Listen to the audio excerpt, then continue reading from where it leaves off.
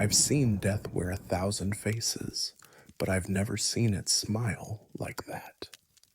My name is Dr. Elena Voss, and I have worked as a forensic pathologist at the King County Medical Examiner's Office in Seattle, Washington, for 17 years. In that time, I've performed over 2,000 autopsies.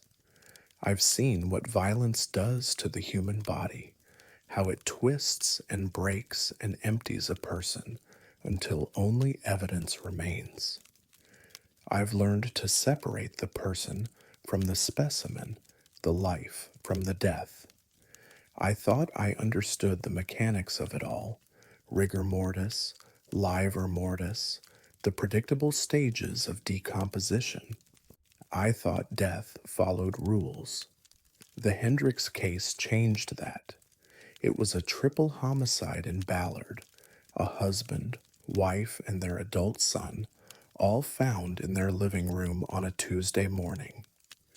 The scene was brutal but straightforward. Blunt force trauma, multiple strikes, defensive wounds on the victim's hands and forearms. The detective on scene was thorough, photographed everything, bagged the evidence properly. By the time the bodies reached my table that afternoon, I'd already reviewed the crime scene photos twice. That's when I first saw the smile. In the scene photos, taken approximately 6 hours post-mortem, the wife, Michelle Hendricks, 43 years old, lay on her back near the sofa. Her face was turned slightly toward the camera, eyes half open, mouth stretched wide in a grin, teeth fully exposed, lips pulled back in an expression that looked almost ecstatic. It wasn't peaceful, it wasn't neutral, it was a smile that belonged on someone watching fireworks, not someone bludgeoned to death in her own home. I've seen cadaveric spasm before, the instant rigor that sometimes freezes a body in its final living position. I've seen rictus grins caused by muscle contraction. But this was different. The expression was too deliberate, too complete. Her facial muscles had arranged themselves into something that looked intentional. I set the photos aside and began the external examination. Michelle Hendricks lay on my table under the fluorescent lights, skin pale and cooling, the scent of death already settling into the room. I documented her injuries, 3 major contusions to the skull, fractures visible beneath the scalp, bruising along her shoulders and arms. Then I looked at her face. It was peaceful. Her mouth was closed, lips slightly parted. Her eyes were shut. The muscles in her face were relaxed, slack in the way all dead faces eventually become. There was no smile, no grin, nothing that even remotely resembled the expression in the crime scene photos.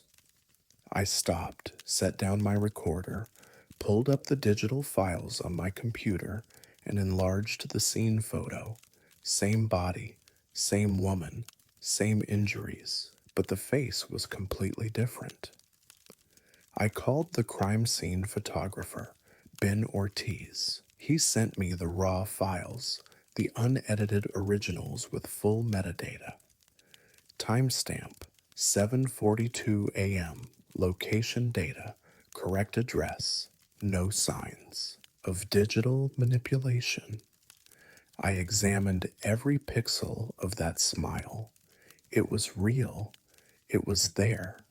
She was grinning in those photos, 6 hours after death, in a way that should have been physically impossible. But on my table, she was expressionless. I've worked enough homicides to know that rigor mortis doesn't reverse itself that quickly. It sets in over hours, peaks around 12 hours post-mortem, then gradually releases over the next day or two. Michelle Hendricks had been dead for roughly 14 hours when she reached me. She should have been locked in whatever position she'd held at the scene. The smile should have still been there.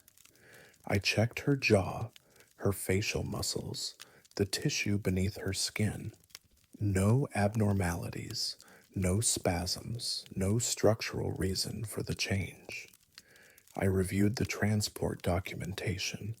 The body had been handled carefully, placed in a standard bag, moved directly from scene to morgue. No one had touched her face. No one had manipulated her expression. I completed the autopsy, documented everything, wrote my report, cause of death, blunt force trauma to the head, manner of death, homicide. I included the crime scene photos in my file, noted the facial expression, made no attempt to explain it. What could I say? That the dead woman smiled for the camera, then stopped? 3 days later, I was reviewing the case files again, preparing for the prosecution's questions.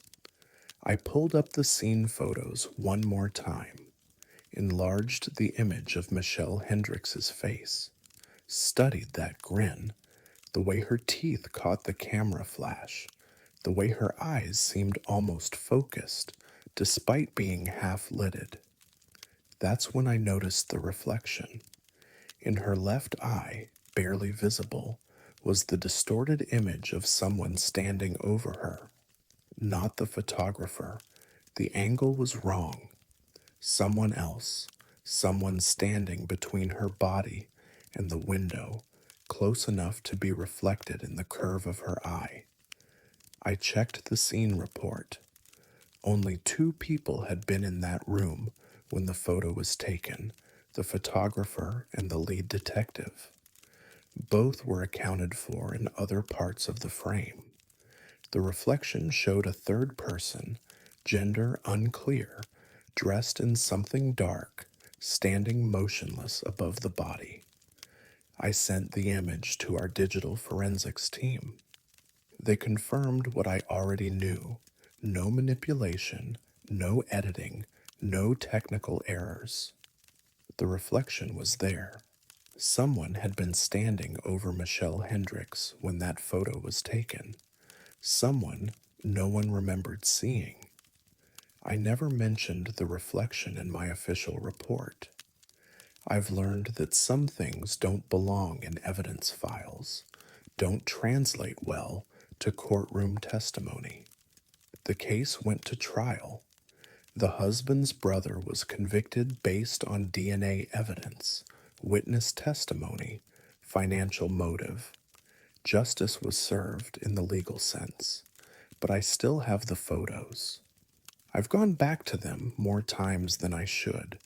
I've studied that smile until I've memorized every detail, the exact curve of her lips, the precise angle of her jaw, the way the fluorescent crime scene lights cast shadows across her teeth. And I've studied the reflection in her eye, that dark figure standing watch over her body, present in the photograph, but absent from everyone's memory. I've performed 63 autopsies since the Hendricks case. I've seen gunshot wounds and stabbings and drownings. I've seen bodies in every state of decomposition, every stage of rigor.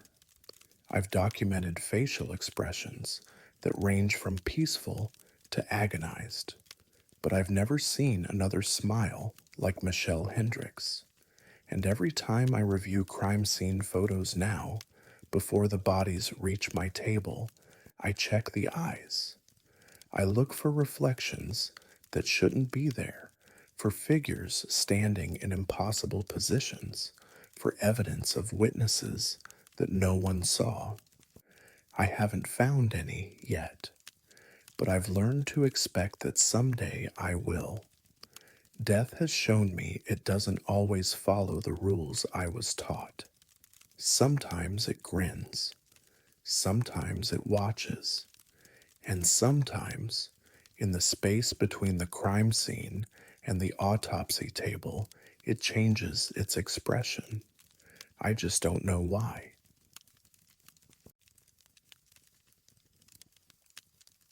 The soil remembers things we're just supposed to forget. My name is Thomas Kale, and I have worked as an assistant medical examiner for the Pierce County Coroner's Office in Tacoma, Washington, for 11 years. Most of my work happens in the morgue, under controlled lights, with bodies that arrive in bags, with tags and case numbers. But sometimes the dead need to be brought back up. Sometimes the ground has to give them back. That's what happened with Sarah Millbrook. She'd been buried for 15 years in Oakwood Cemetery, Plot 44J, a modest grave near the eastern fence line where the older sections give way to newer developments. The headstone was simple granite, weathered but legible. Beloved daughter, gone too soon. The details of her death had faded from public memory, filed away in cold case boxes until new evidence surfaced, a deathbed confession from a man claiming he'd witnessed her murder. The exhumation order came through on a Wednesday. I arrived at the cemetery at dawn with the crew, the ground still wet from overnight rain, the air thick with the smell of disturbed earth and old flowers. Exhumations are never easy, but they're necessary. The dead sometimes hold answers the living need. We worked carefully, respectfully. The backhoe removed the top layers of soil, then we switched to hand tools for the final descent. 6 feet down, the concrete vault came into view, sealed and intact. We lifted it with chains, set it on level ground, and broke the seal. Inside was the casket. It was a mid-range model, cherry wood with brass fixtures, the kind of casket a family chooses when they want dignity but can't afford luxury. The finish had dulled over 15 years underground, but the structure was sound. We photographed everything, documented the condition, prepared to open it. That's when I noticed the scratches. They were on the inside of the lid, visible through the viewing window, long, parallel gouges in the white satin lining, cutting through the fabric down to the bare wood beneath. Fresh scratches, the wood shavings were still bright, not darkened by 15 years of decay and moisture. They looked like they'd been made yesterday. I stopped the crew, pulled out my flashlight, leaned in close.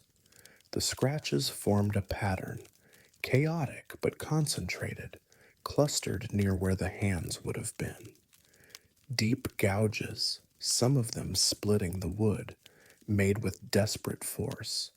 I've seen scratches inside caskets before, from the brief moments of awareness that sometimes occur during death, from the muscle spasms that can happen post-mortem.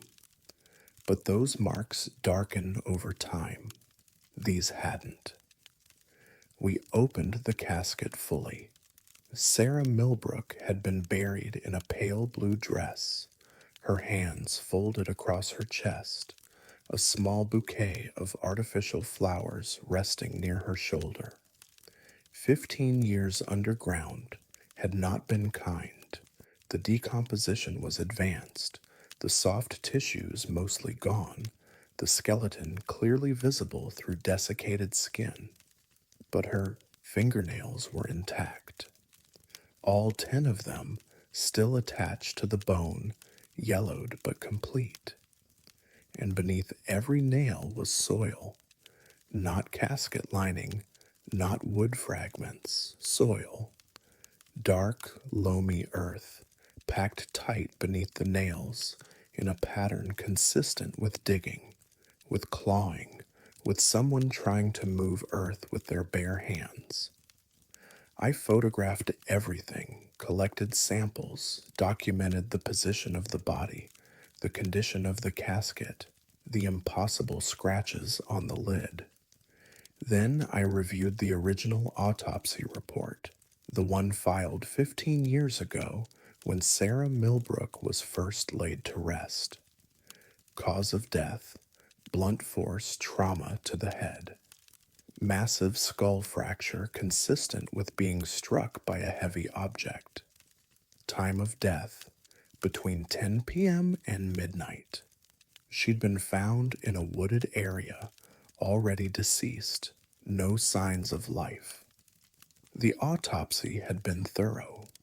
The pathologist had been experienced. There was no mention of any anomalies, no indication that Sarah Millbrook had been anything other than completely, irreversibly dead when she was buried.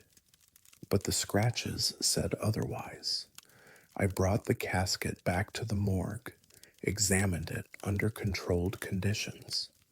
The wood shavings from the scratches were fresh. Analyzed under microscope, they showed none of the degradation that should have occurred over 15 years of burial. The cellular structure was intact. The moisture content was recent. These marks had been made recently, not at the time of burial, not 15 years ago, recently. I tested the soil beneath her fingernails. It matched the composition of the cemetery soil from plot 44J, not surface soil, deeper earth, the kind you'd encounter if you were 6 feet down, buried in a sealed casket inside a concrete vault. I sat with the evidence for 3 days, ran every test I could think of, consulted with colleagues, specialists, forensic experts who'd seen things I hadn't. No one could explain it. The scratches were real. The soil was real. The timeline made no sense. Sarah Millbrook had been buried dead. The original autopsy confirmed it. Blunt force trauma, massive head injury, no heartbeat, no respiration, no brain activity. She was gone, but something had made those scratches. I filed my report with the detective handling the reopened case, included the photographs, the soil analysis, the wood dating. I noted the discrepancy between the original autopsy findings and the current evidence. I made no conclusions. That's not my job. My job is to document, to present facts, to let others decide what they mean. The case went nowhere. The man who'd confessed recanted his statement, claimed he'd been confused, mistaken. Without additional evidence, the investigation stalled. Sarah Millbrook was buried again, this time in a different cemetery, a different plot. The family didn't want her back in 44J. I don't blame them. I've been present at 6 exhumations since then. Each time, I check the casket lining before we open it.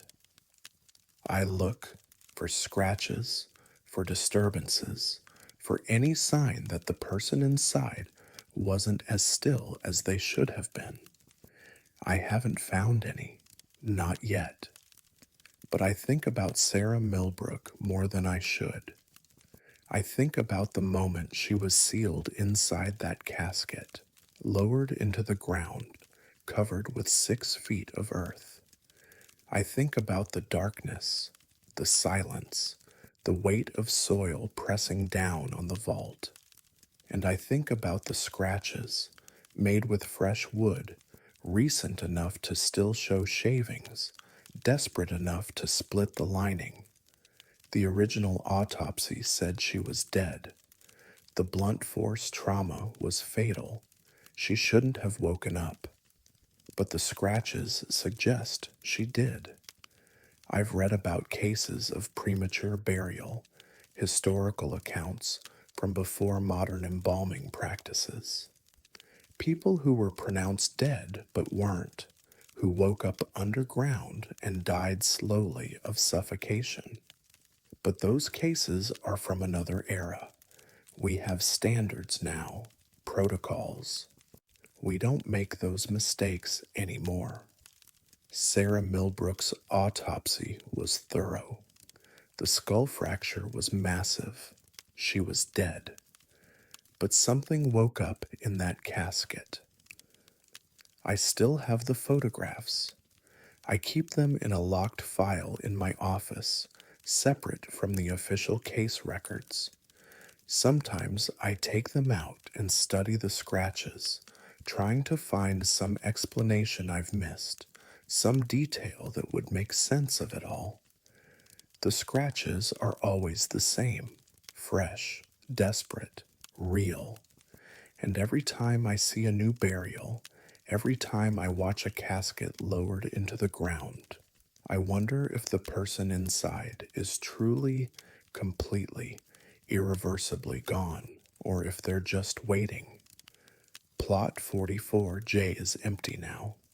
The cemetery filled it with a different burial, a man who died peacefully in his sleep. I checked the records. His family does cremation, just to be safe.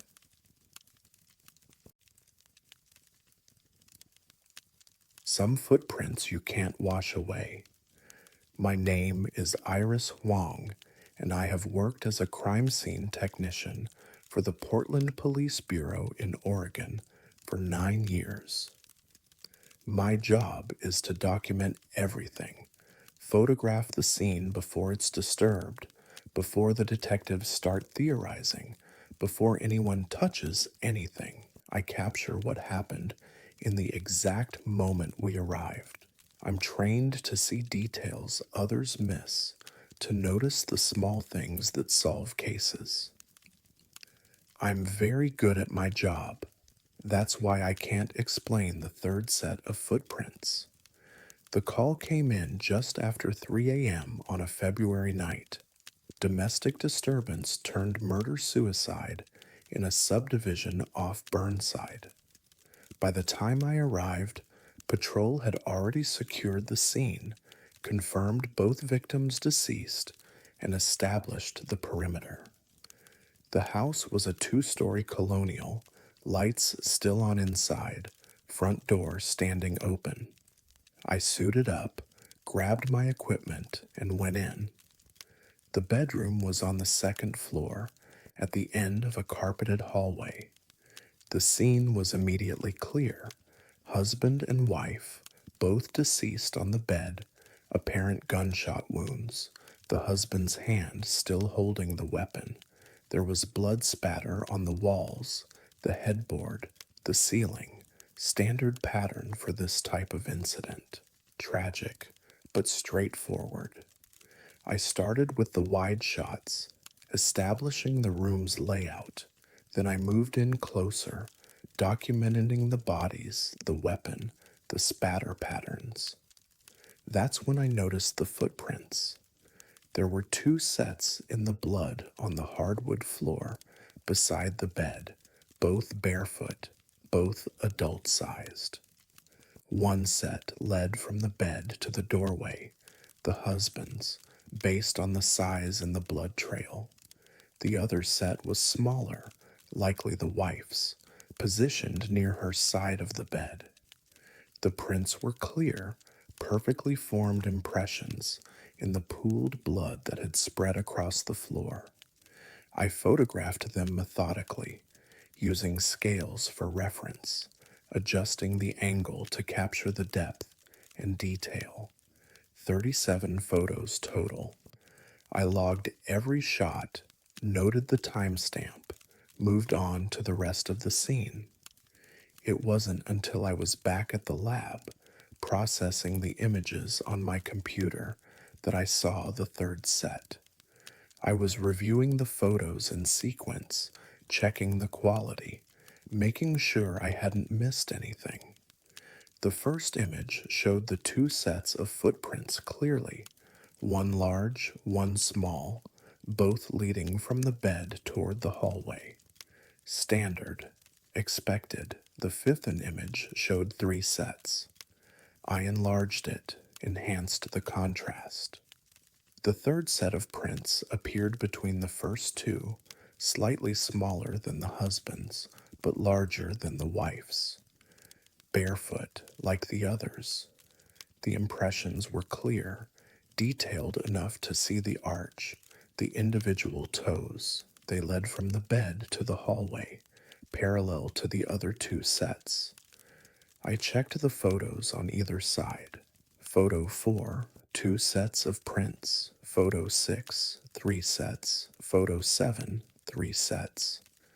I went back to the raw files, thinking maybe I'd accidentally duplicated and mouse. Image, layered something incorrectly.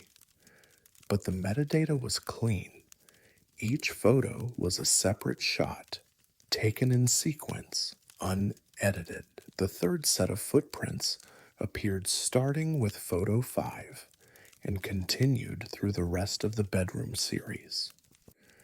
I reviewed the scene video from my body camera. The footage showed me entering the room, setting up my equipment, photographing the floor. At no point did I disturb the blood. At no point did anyone else enter the room. The footprints should have been static, unchanged from when they were first made. But on camera, there were only two sets. I watched the footage 3 times, counted the prints, 2 sets, always 2, the husband's and the wife's, nothing else.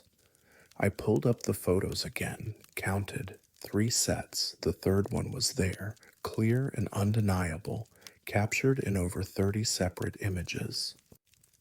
I didn't tell anyone, not yet. I went back to the house the next day, during daylight, after the bodies had been removed and the scene had been processed. The blood was still there, dried now, dark brown on the pale wood floor. I photographed it again, using the same camera, the same settings. 2 sets of footprints. I knelt down, examined the floor closely, looked for any indication that a third person had walked through the blood. The prints were clear, distinct. Only 2 sets. The husband's and the wife's.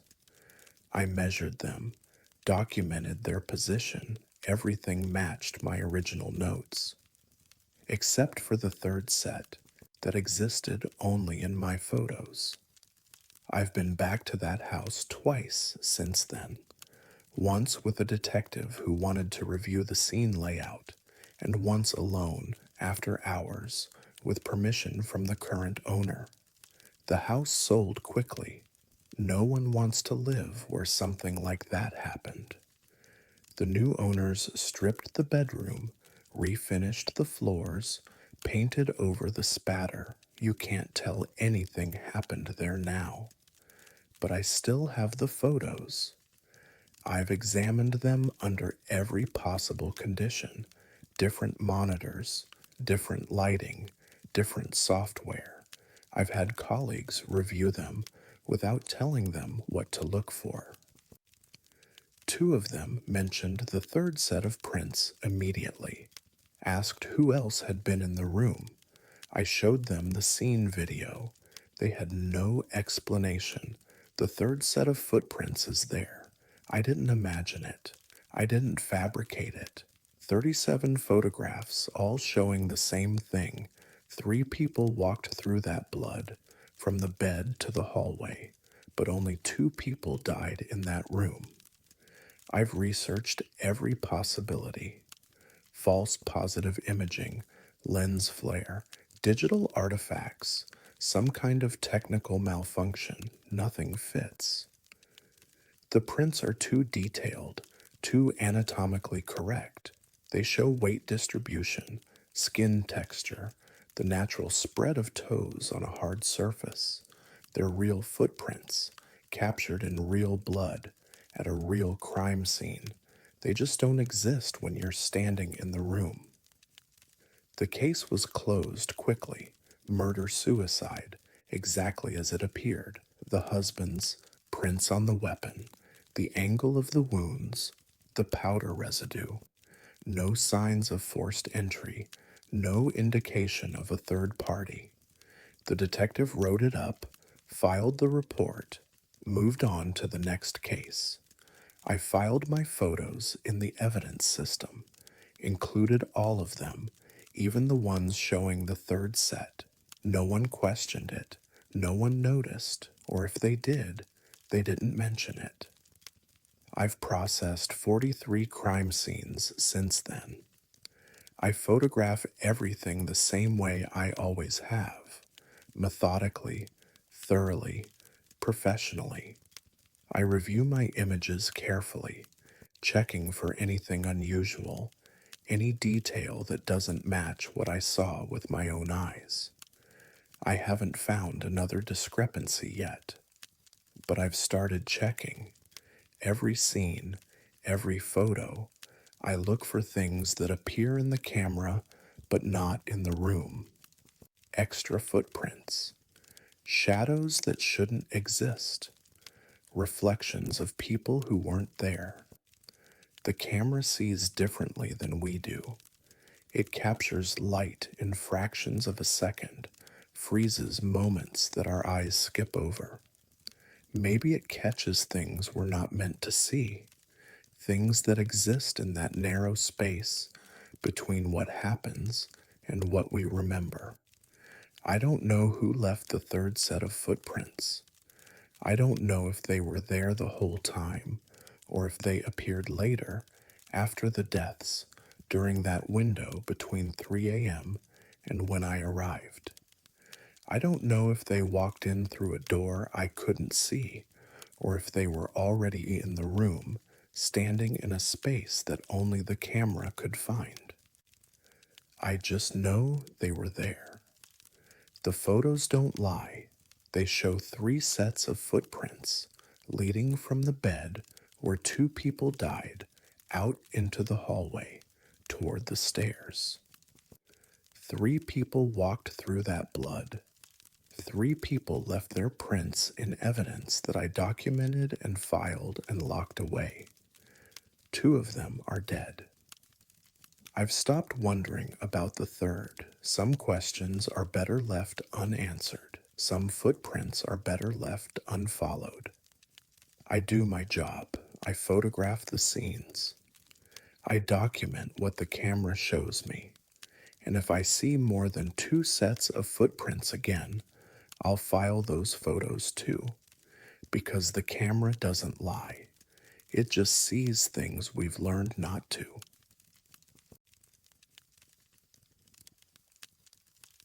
I found my own handwriting on a dead woman I'd never met.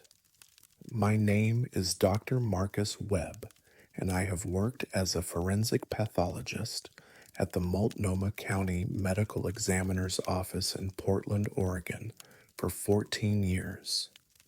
I've examined thousands of bodies, documented countless deaths, written reports that helped families find closure and detectives find justice. I'm methodical. I'm precise. I keep detailed notes because details matter in this work. That's why I recognized my own handwriting immediately. The body arrived on a Thursday afternoon in early March. Jane Doe, pulled from the Willamette River near the St. John's Bridge, deceased approximately 3 days based on decomposition and water temperature. No identification, no personal effects beyond the clothes she wore, jeans, a gray hoodie, canvas sneakers. She was in her mid-30s, 5'6", 130 pounds. No distinguishing marks visible on initial examination. Standard drowning case. We get several every year. I began the external examination, documenting her condition, noting the pale, waterlogged skin, the early signs of decomposition. Her clothes were soaked through, heavy with river water. I removed them carefully, preserving them for evidence processing. That's when I found the note. It was in the front pocket of her hoodie, folded into a tight square, sealed inside a plastic sandwich bag. The plastic had kept it dry. The paper inside was ordinary notebook paper, the kind you'd find in any office supply store. I opened the bag with gloved hands, unfolded the note. The handwriting was mine. I've written thousands of autopsy reports, signed death certificates, documented findings in my own hand for over a decade. I know my handwriting, the slant of the letters, the way I form my lowercase a's, the specific loop of my y's. This was my writing, not similar, not close, identical. The note said, "Check the left wrist." 4 words. My handwriting on a note found in the pocket of a dead woman I'd never met. I set the note aside, forced myself to continue the examination. Professional protocol exists for a reason. Follow the procedures, document everything, maintain objectivity. I could analyze the note later. First, I needed to complete the autopsy. I examined her left wrist. There was a scar there, thin and precise, maybe 2 inches long, running parallel to the radial artery. It was old, fully healed, the kind of scar that forms over months or years. The tissue was smooth, slightly raised. I photographed it, measured it, noted its position. The scar spelled out a name, Claire, not carved crudely. This was deliberate, precise, done with a steady hand and something sharp. The letters were clear despite the scarring, readable even after years of healing. Someone had cut that name into her wrist with surgical precision. I checked her other wrist. No scars, no marks, just the left one, with that name inscribed in her own flesh. I finished the autopsy.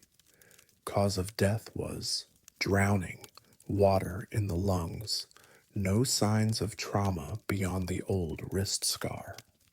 Manner of death was undetermined. She'd entered the water alive, but I couldn't say if it was accident, suicide, or homicide.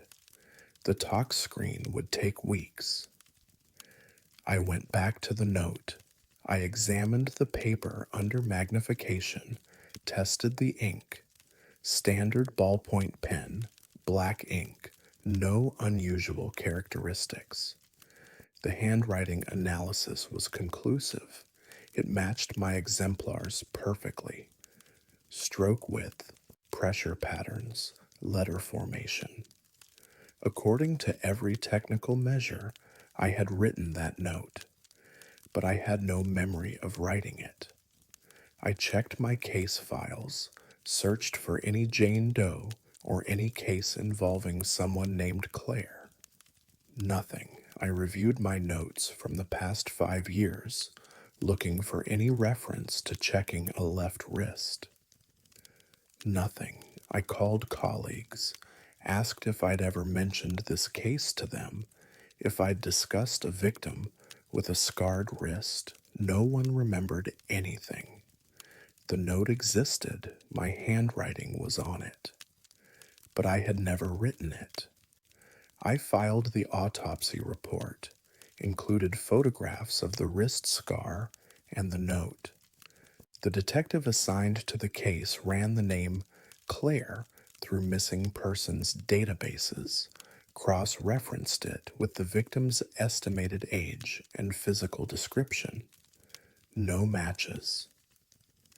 The The Jane Doe remained unidentified. I kept a copy of the note in my office, put it in a locked drawer, separate from official files. I told myself I'd figure it out eventually, find some logical explanation. 6 months later, I received another drowning victim. This one had identification: Claire Reston, 31 years old, found in the Columbia River near Sauvie Island. She'd been reported missing 3 days earlier. Family thought she'd gone hiking, but her car was found near the boat launch. I performed the autopsy. Cause of death: drowning, no signs of trauma, no defensive wounds. The tox screen was clean. On her right ankle, I found a scar. It was the same style as the wrist scar on the Jane Doe: thin, precise, fully healed. This one spelled out a different name: Marcus. My name. I stopped the examination, stood there looking at my name carved into the ankle of a dead woman named Claire, the woman whose name had been carved into the wrist of a Jane Doe 6 months earlier, the woman whose name I'd been told to look for in a note I didn't remember writing. I documented the scar, photographed it from multiple angles, measured it, included it in my report. Cause of death: drowning, manner of death: undetermined. I didn't mention the connection to the earlier Jane Doe. I didn't mention the note. I filed the report and tried to move on, but I started checking. Every autopsy, every examination, I look for scars now. Names carved into skin, messages written in healed tissue. I've found 3 more so far. A man with a date on his collarbone, a date 3 months in the future. A woman with coordinates on her inner thigh that led to a location I've never visited. A teenager with the word remember carved between his shoulder blades. None of them connected to my cases. None of them meant anything until later. The man with the date died 3 months later, exactly on that date. The coordinates from the woman's thigh are where another body was found 2 weeks after her autopsy. I don't know what remember means yet, but I'm waiting. The original Jane Doe was never identified. Her body was cremated after 90 days, the ashes stored in the county facility for unclaimed remains. Claire Reston was buried by her family in a small cemetery outside Salem. I attended the funeral, stood in the back, watched them lower her casket into the ground. I still have the note in my locked drawer. I take it out sometimes, study my own handwriting, try to remember the moment I supposedly wrote it. The memory never comes. It's like looking at a photograph of myself that I don't remember being taken. I've started writing notes to myself now, real ones, dated and documented, kept in a separate file. Reminders to check specific things, to look for certain patterns. I don't know if I'll ever forget writing them the way I forgot the first one, but if I do, at least there will be a record. The worst part isn't the scars or the notes or the connections I keep finding. The worst part is knowing that somewhere, somehow, I knew about Claire before I met her. I knew to check that Jane Doe's wrist. Some part of me, some version of me I can't remember being, wrote that note and put it in her pocket. Did I meet her before she died? Did I know what would happen to her? I don't have those memories, but the evidence says I should. I've performed 68 autopsies since Claire Reston. I check every body for scars, for messages, for names I might need later. I document everything, photograph everything, keep detailed notes, and every night before I leave the office, I check my desk for notes I do not remember writing. I haven't found any new ones yet, but I know I will because somewhere in time, some version of me is still writing notes, still leaving instructions, still trying to warn myself about things I haven't seen yet. I just don't know if I'm the one writing them forward or if I'm receiving them backward. The note only said to check the left wrist. It didn't say what I'd find when I did.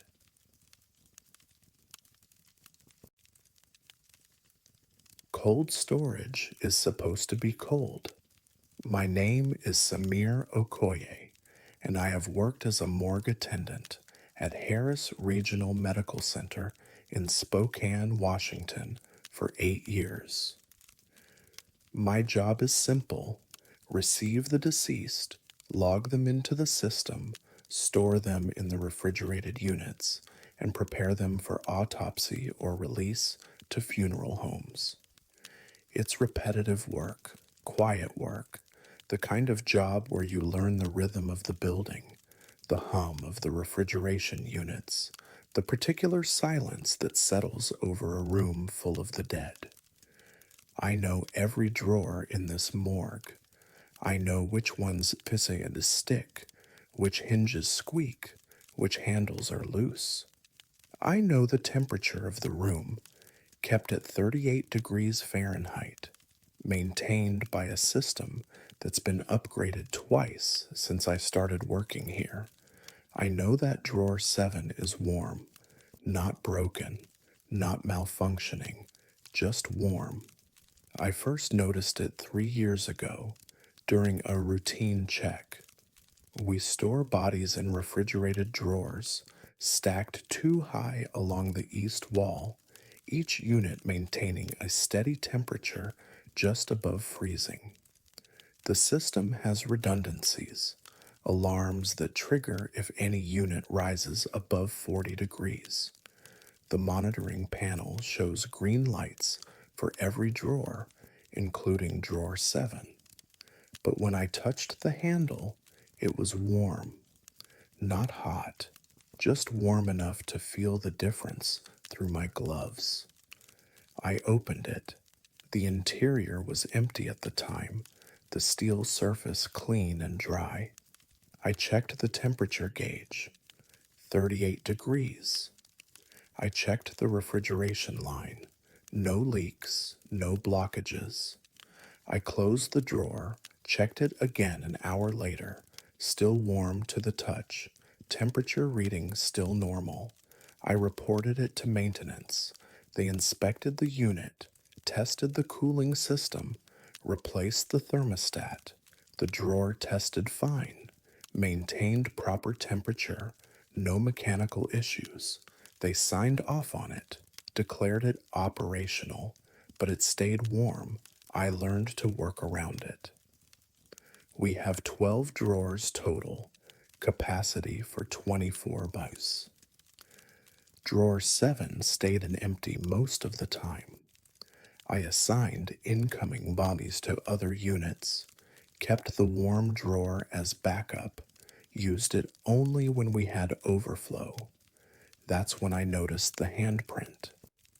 The first body I placed in drawer 7 was a car accident victim, male, mid-40s, pronounced dead at the scene.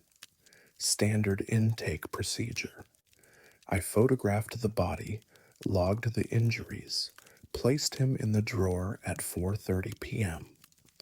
When I retrieved him for autopsy the next morning at 7 a.m., there was a handprint on his left shoulder blade. Not my handprint.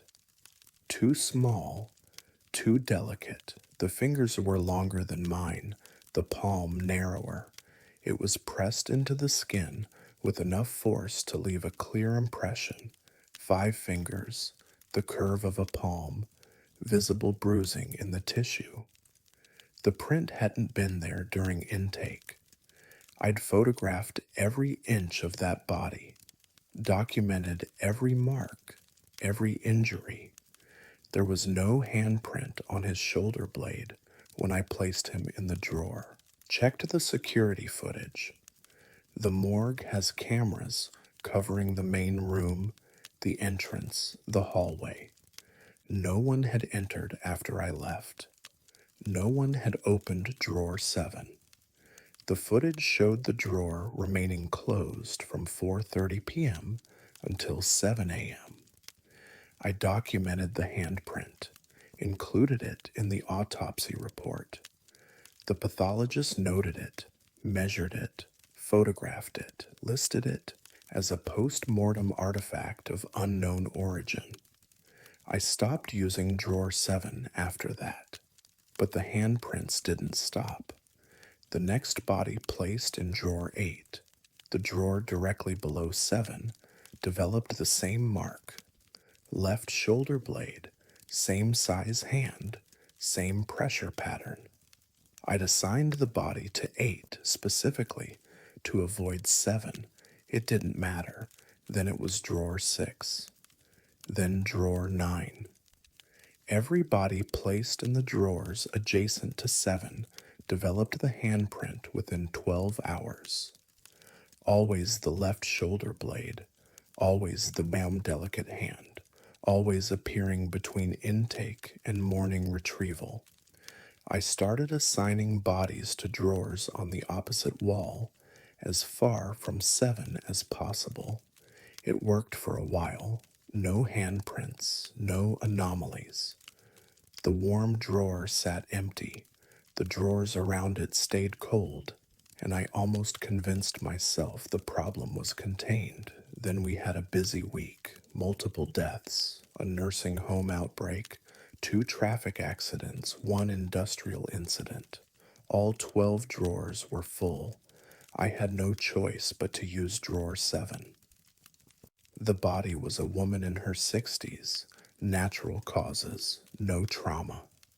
I placed her in drawer 7 at 11 p.m., apologized to her quietly, a habit I'd developed, speaking to the dead when I moved them. She deserved to rest peacefully. I hoped drawer 7 wouldn't disturb that. I checked on her at midnight. The handprint was already forming. I watched it develop over the next hour. Came back every 15 minutes, photographed the progression. The mark appeared gradually, like someone pressing their hand against the skin from the inside, slowly increasing the pressure. By 1 a.m., it was fully formed. 5 fingers, clear palm print, visible bruising. I opened the drawer completely, lifted the sheet. The woman's body was positioned exactly as I'd left it, on her back, arms at her sides, face peaceful. But the handprint on her shoulder blade suggested someone had been standing over her, reaching down, pressing their hand into her back. From inside the drawer, I checked the temperature, 38 degrees according to the gauge. But when I placed my hand inside the drawer, near where the woman's shoulder had rested, the air was warm. Not cold like the other drawers, warm, like a room where someone had been standing, breathing, leaving their heat behind. I've tried everything to fix it. We've replaced the entire refrigeration unit for drawer 7. We've had engineers examine the cooling system, inspect the insulation, test the airflow. Everything checks out. The drawer maintains 38 degrees Fahrenheit consistently, but it stays warm, and the handprints keep appearing. I've documented 23 bodies with the mark now, all of them housed in drawers near 7, all of them developing the same handprint on the left shoulder blade within 12 hours of storage. I've photographed each one, included detailed notes in the intake logs, Reported the pattern to my supervisor. No one has an explanation. The pathologists list it as a post-mortem artifact. The engineers say the cooling system is functioning properly. My supervisor suggested I'm contaminating the bodies somehow, that I'm leaving the prints myself without realizing it. But I've tested that theory. I've photographed my own hands, compared them to the prints. They don't match. The hand leaving the marks is smaller than mine, more delicate.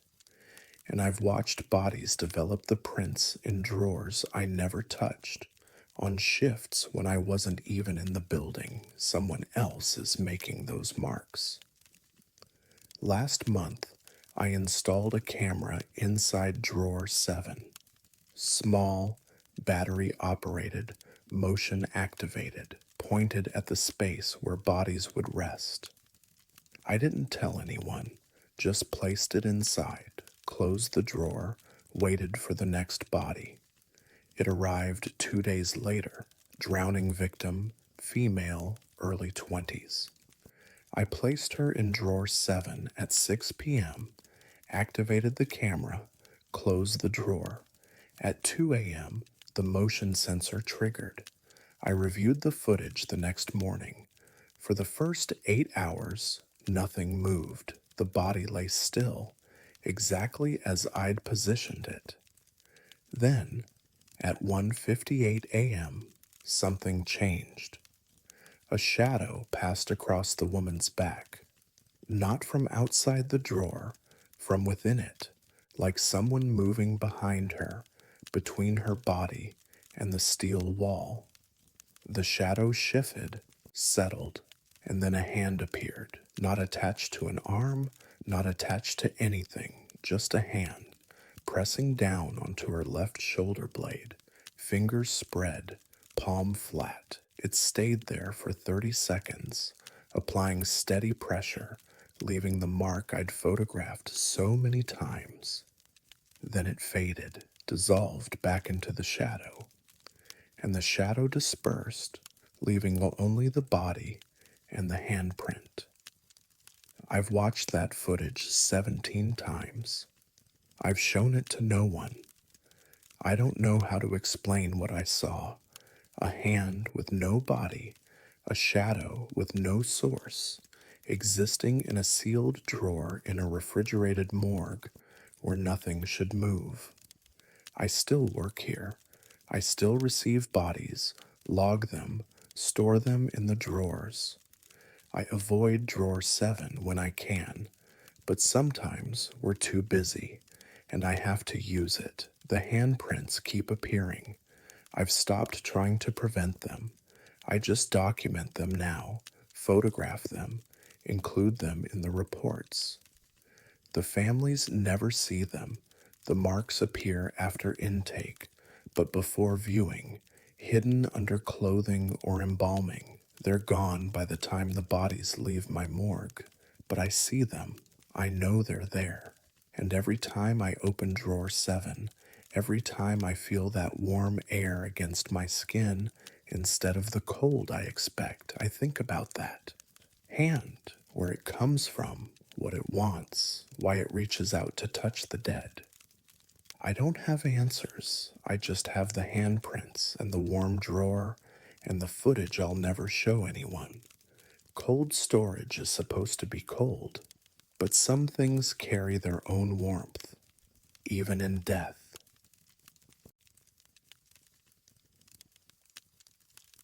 Some doors lock from the wrong side. My name is Lauren Cross, and I have worked as a detective with the Denver Police Department in Colorado for 12 years. I've processed hundreds of crime scenes, learned to read blood spatter patterns, understand trajectory analysis, reconstruct events from physical evidence. I've gotten good at seeing what happened in a room after everyone has left or died. But I've never been able to explain the basement door. The call came in on a Sunday morning in October, Home invasion homicide in Park Hill, single victim. Neighbor reported hearing sounds of a struggle around 2 a.m. By the time patrol arrived and secured the scene, it was nearly 4. I got there at 4:30, just as dawn was breaking. The house was a modest bungalow, well-maintained, quiet street. The victim was Gerald Hammond, 67 years old, retired postal worker, lived alone. The front door had been forced, splintered wood around the lock, clear point of entry. Inside, signs of struggle in the living room. Overturned furniture, broken lamp, blood trail leading toward the back of the house.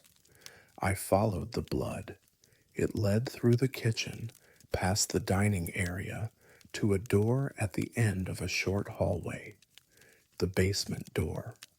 The blood trail showed that Hammond had crawled there, drag marks in the carpet, handprints on the walls. He'd been injured upstairs, made his way down here while bleeding heavily. The door was closed, locked from the outside. The key was still in the deadbolt, turned to the locked position. I photographed it before touching anything, documented the position, the blood on the doorknob, the smeared handprints at waist height, where Hammond had tried to reach the handle. I unlocked the door and went down. The basement was unfinished. Concrete floor, exposed beams, storage boxes stacked along the walls. Hammond was at the bottom of the stairs, lying on his back, eyes open. He'd bled out down here, alone in the dark. The medical examiner estimated time of death between 2 and 3 a.m. The blood pattern told a clear story. Hammond had been attacked upstairs. The wounds on his head and torso were consistent with blunt force trauma, multiple strikes. He'd fled, crawled to the basement, somehow made it through the door and down the stairs before he died. But the door had been locked from the outside after he went through it. I examined the lock mechanism carefully. Standard residential deadbolt, nothing sophisticated. It could only be locked with the key, which had to be inserted from the outside and turned manually. There was no way to lock it from inside the basement. I checked the windows. The basement had 2 small windows at ground level, both painted shut, covered in years of dust and cobwebs. Neither had been opened recently. The frames were intact, the glass unbroken. Each window measured roughly 14 inches wide by 10 inches tall, too small for an adult to fit through. I went back upstairs, processed the rest of the scene. The living room showed where the attack had started. Blood spatter on the wall, defensive wounds pattern, broken furniture consistent with a struggle. I found the probable weapon, a tire iron, dropped near the sofa, covered in blood and hair. But I found no sign of the attacker leaving, no bloody footprints leading to the front door, no blood in the driveway or on the porch, no fingerprints on the doorknob beyond Hammond's own.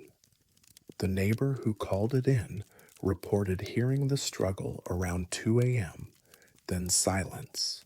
She didn't see anyone leave the house, no cars, no movement, nothing.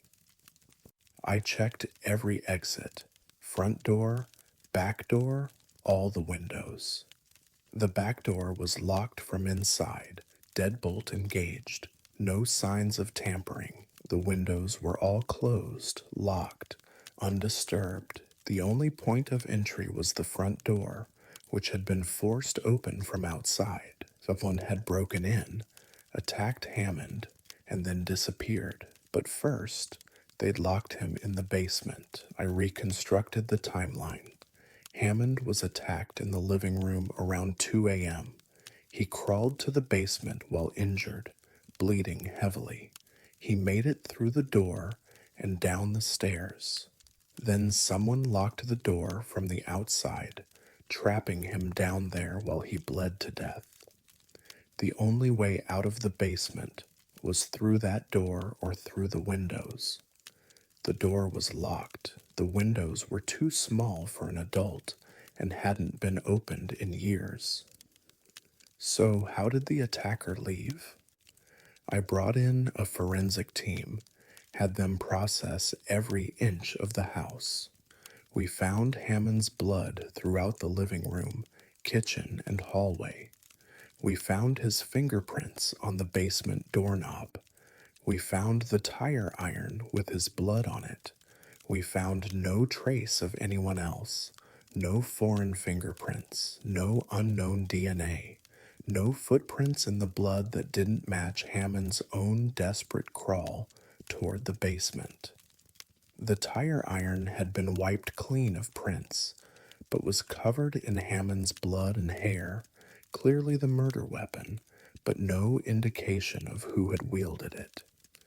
I checked the basement again, more carefully this time, measured the windows precisely, tested the frames, examined the glass under different lighting.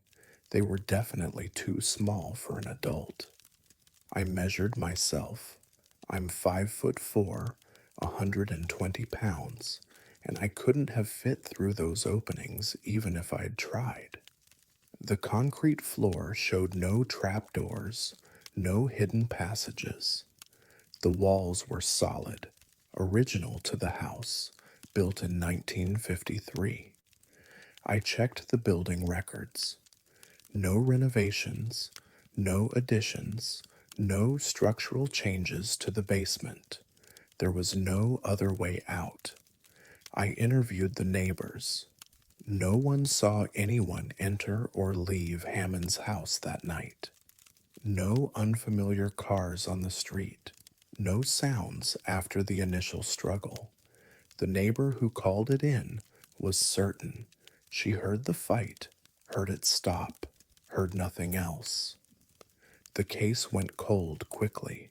No suspects, no witnesses, no evidence pointing to anyone specific.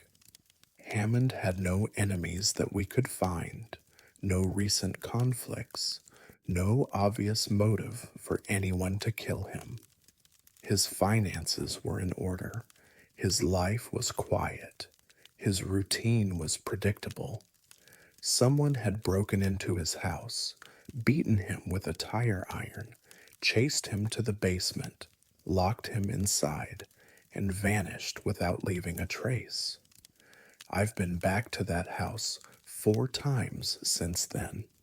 Each time, I stand in front of that basement door and try to understand the sequence of events. Hammond crawled here, bleeding, dying. He reached for the doorknob, left his handprints on it. He made it through the door and down the stairs, and then someone locked it behind him. But to lock that door, you had to be standing in the hallway on the outside. You had to insert the key and turn it. You had to be physically present in that space, and then you had to leave the house through an exit that didn't exist. I've considered every possibility. Maybe the attacker was still in the house when we arrived, hiding somewhere we didn't search thoroughly enough. But we cleared every room, every closet, every possible hiding spot. The house wasn't large. There was nowhere to hide that we wouldn't have found. Maybe the attacker left before Hammond reached the basement, and the door locked itself somehow. But deadbolts don't engage on their own. The key was in the lock, turned to the locked position. Someone had to do that manually. Maybe Hammond locked himself in somehow in his dying confusion. But the lock was on the outside. He couldn't have reached it after going through the door. I've run through the evidence 100 times. The blood pattern is clear. The timeline is clear. The physical evidence all points to the same impossible conclusion. Someone locked Gerald Hammond in his basement and then left through an exit that couldn't accommodate a human body. The case remains open, unsolved, filed away with the other mysteries that don't have answers. But I still have the crime scene photos. I still have the measurements of those basement windows, the documentation of the locked door, the blood trail that led nowhere. And I still go back to that house sometimes, stand in that hallway, look at that basement door. The current owners renovated, replaced the door, refinished the floors, painted over the blood, but the basement is the same. Same concrete floor, same small windows, same impossible geometry. I've stopped trying to solve it. Some crimes don't have solutions. Some locked rooms stay locked. Some doors close in ways that defy explanation. I just document what I find and move on to the next case. But every time I process a scene with a locked door, I check the windows. I measure them carefully. I make sure there's a way out that makes sense, because I never want to find another room like Hammond's basement, a place where someone could enter, could kill, could lock the door behind them, and then disappear through a space too small for human passage. The key is still in evidence storage, tagged, photographed, filed away. Sometimes I think about that key, turned in the lock, sealing Hammond inside while he bled to death in the dark. And I wonder whose hand turned it, because it wasn't Hammond's, and it couldn't have been anyone else's.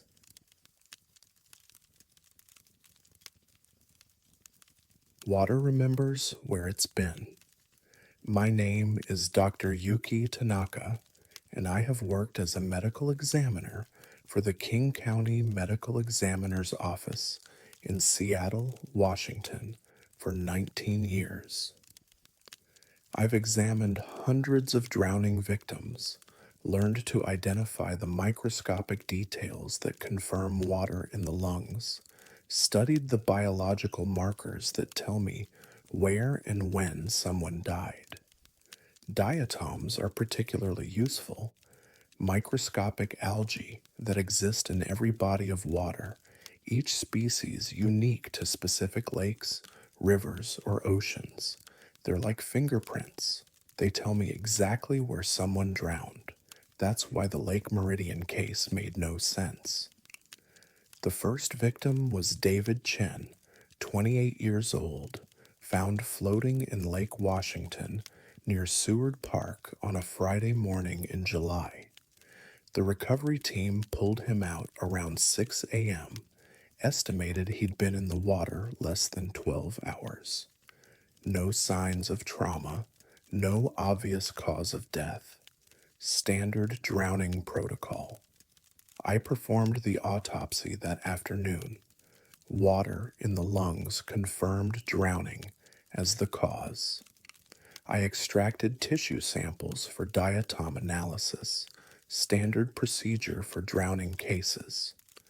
The microscopic algae in the lung tissue would tell me definitively that he'd drowned in Lake Washington. Except they didn't. The lab results came back 3 days later. The diatoms in David Chen's lungs were Cyclotella species, common enough in freshwater lakes. But the specific variant wasn't from Lake Washington. According to our database, this particular species existed exclusively in Lake Meridian, a small lake in Kent, roughly 20 miles south. I checked the case file. David Chen had no connection to Lake Meridian. His apartment was near Seward Park. His car was found in the Seward Park parking lot. His phone's GPS data showed he'd been in the area all day before his death. He'd never been to Kent, never visited Lake Meridian, but he'd drowned in its water. I called the detective handling the case, explained the discrepancy. He checked Chen's background more thoroughly: credit cards, social media, witness interviews. Nothing connected him to Lake Meridian. His girlfriend said he'd gone for an evening walk around Lake Washington, his usual routine. He never came home. The detective suggested the diatom analysis was wrong. Maybe contamination in the lab, maybe a mislabeled sample. I ran the test again, used a fresh tissue sample, had a different lab confirm the results. Same answer: Lake Meridian diatoms in Lake Washington victim. I filed the report with the discrepancy noted, listed the cause of death as drowning, and moved on. Sometimes evidence doesn't make perfect sense.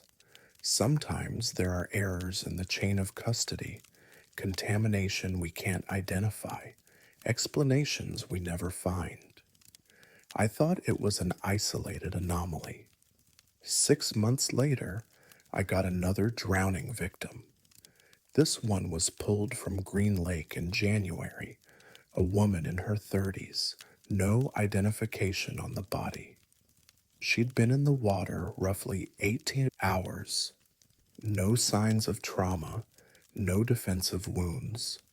Water in the lungs, classic drowning presentation. I ran the diatom analysis. Lake Meridian, same species, same impossible result. The victim was found in Green Lake, North Seattle, nowhere near Kent. But the microscopic algae in her lungs said she'd drowned in Lake Meridian, 25 miles away. I pulled the David Chen file, compared the results. Identical diatom profile, same specific variant of Cyclotella. Both victims found in Seattle lakes, both carrying Lake Meridian water in their lungs. I started checking for connections. Were they related? Did they know each other? Was there some reason both would have visited Lake Meridian before drowning elsewhere? David Chen and the Jane Doe had no connection I could find. Different neighborhoods, different social circles, different backgrounds. Chen was a software engineer. The Jane Doe, later identified as Rebecca Morse, a nursing student, worked at a hospital in Northgate. Their lives never intersected, except in the water they drowned in. I contacted the detective who'd handled the Chen case, told him about Rebecca Morse. He pulled both files, looked for patterns. The only similarity was the diatom analysis, and one other detail buried in the witness statements. David Chen's girlfriend said he'd been talking strangely before his walk that night, mumbling something she couldn't quite hear, repeating the same phrase over and over. She didn't catch it clearly, thought maybe he was on a phone call. Rebecca Morse's roommate gave a similar statement. The night Rebecca disappeared, she'd seemed distracted, distant. Her roommate heard her talking to herself in her bedroom, repeating something in a whisper. I asked if anyone had recorded what they said. David Chen's girlfriend remembered one phrase: "I'm already there." Rebecca Morse's roommate remembered the same thing: "I'm already there." Both victims, unconnected in life, speaking the same words before they drowned. Both found in Seattle lakes, both carrying Lake Meridian water in their lungs. both dead within hours of speaking that phrase. I drove to Lake Meridian on a Sunday afternoon alone. It's a small lake, quiet, surrounded by residential areas and parks, popular for fishing, kayaking, swimming in summer. Nothing unusual about it. Nothing that would explain why two people drowned in its water while their bodies were found in completely different lakes miles away. I walked the shoreline, looked for anything distinctive, any reason this specific lake would be connected to two unrelated drowning deaths. I found nothing, just water, trees, the occasional fisherman casting into the shallows. I collected a water sample anyway, brought it back to the lab, examined it under the microscope. The same Cyclotella species I'd found in both victims' lungs was present, abundant, exactly as expected for this lake. Lake Meridian's water was in their lungs, but their bodies were in other lakes. I checked the drowning databases, looked for similar cases. Diatom analysis discrepancies are rare but not unheard of, usually contamination, sometimes lab error. But I found 3 other cases over the past 10 years, all in the Pacific Northwest, all showing the same pattern. Victims drowned in whirls from lakes they'd never visited. Bodies found miles from where the diatom evidence said they'd died. And in the 2 cases where witness statements existed, both victims had been heard speaking to themselves before they disappeared. No one had recorded what they said. I documented everything, filed a comprehensive report with the detective, suggested he check recent missing persons for anyone who'd been heard speaking in whispers, repeating phrases, acting distracted before they vanished. He called me 2 weeks later. A man had been reported missing 3 days earlier. His partner said he'd been talking to himself, repeating something she couldn't understand. She recorded 10 seconds of it on her phone before she got worried enough to call for help. The detective sent me the audio file. I listened to it 3 times. The man's voice was distant, unfocused, like he was speaking to someone far away. The words were clear enough. I'm already there. I'm already there. I'm already there. He was found 4 days later in Lake Union. I performed the autopsy. Water in the lungs. Cause of death, drowning. I ran the diatom analysis before the lab did. I already knew what it would show.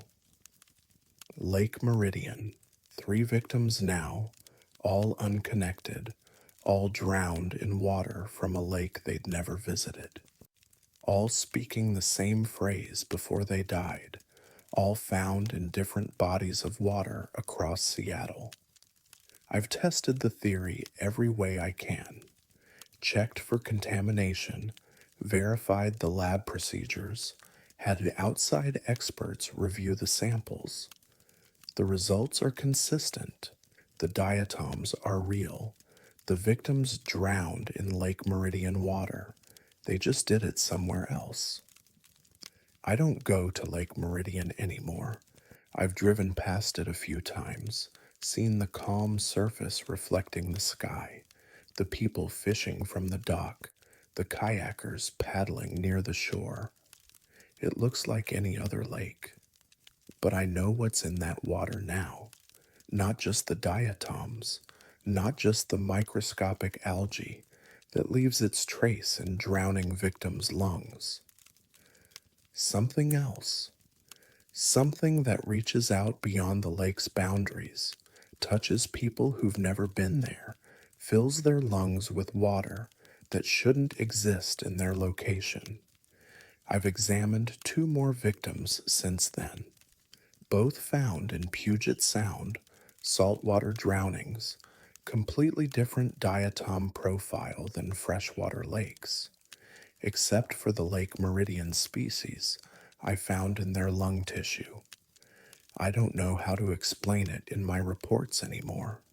I document the findings, note the discrepancy, file the evidence. The detectives investigate, find no connections, close the cases as accidental drownings. But I keep the tissue samples, I keep the diatom slides, and I keep listening to that audio recording, that man's voice repeating the same impossible phrase. I'm already there. Not I'm going there. Not I want to be there. I'm already there. Like some part of him had already drowned in Lake Meridian while his body was still walking around Seattle. Like the water had already claimed him, filled his lungs, taken him under, even though he was miles away from its shore. I don't know how many more victims there will be. I just know that when they arrive on my table, when I extract the tissue samples and examine the diatoms under my microscope, I'll find Lake Meridian in their lungs. And somewhere in the evidence, in the witness statements or the phone recordings, or the last moments before they disappeared, I'll find those words. I'm already there, because apparently they were. They just drowned in a place their bodies never visited.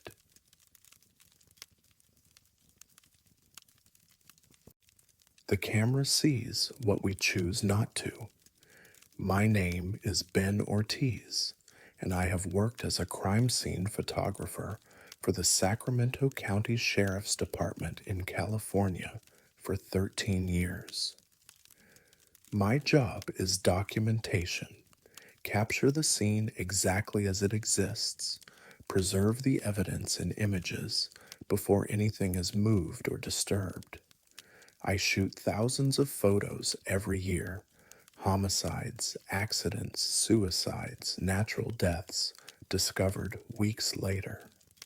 I've learned to see scenes objectively, to focus on the technical details rather than the human tragedy. I've learned to trust my equipment more than my eyes. That's why I can't explain the people in the background of the Route 88 photos. The call came in at 1:53 a.m. on a Tuesday in November.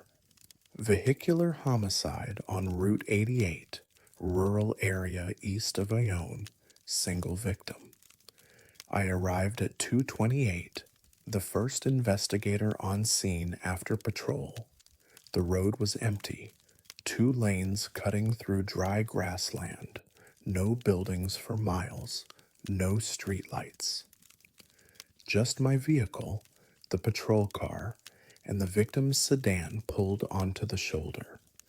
The victim was male, mid-40s, still in the driver's seat. A single gunshot wound to the head, fired through the driver's side window. No signs of struggle, no defensive wounds. The engine was still running when patrol arrived. Looked like someone had pulled up alongside him, fired once, and driven away. I set up my equipment, started with the exterior shots. The scene was isolated, perfectly quiet except for the wind moving through the grass. My camera's timestamp read 0233. The GPS data confirmed the location, Route 88, mile marker 42, coordinates precise to within 3 meters. I was completely alone out there. I photographed the vehicle from every angle, front, rear, both sides, interior through the windows, standard protocol. 73 shots total, methodical coverage of the scene. The patrol deputy stood by his car, writing his report, 20 yards away. No other vehicles on the road, no pedestrians, no witnesses, just me, my camera, and a dead man in a sedan. I finished shooting at 3:14 a.m., packed my equipment, and drove back to the office. Downloaded the photos, began processing them for the case file. That's when I saw the people. The first photo showing them was shot 0237, an exterior shot of the passenger side of the vehicle. In the background, beyond the car, standing in the grassland maybe 30 feet from the road, there were figures. I counted 6 of them, standing in a loose group, facing toward the scene. I enlarged the image. The figures were clearly visible, adult sized, wearing art clothing, motionless. The camera's flash had caught them, reflected in their eyes like animals caught in headlights. They were watching. I checked the next photo, taken from a slightly different angle. 3 seconds later, the figures were still there, same position, same dark clothing, all watching. Went through the entire series.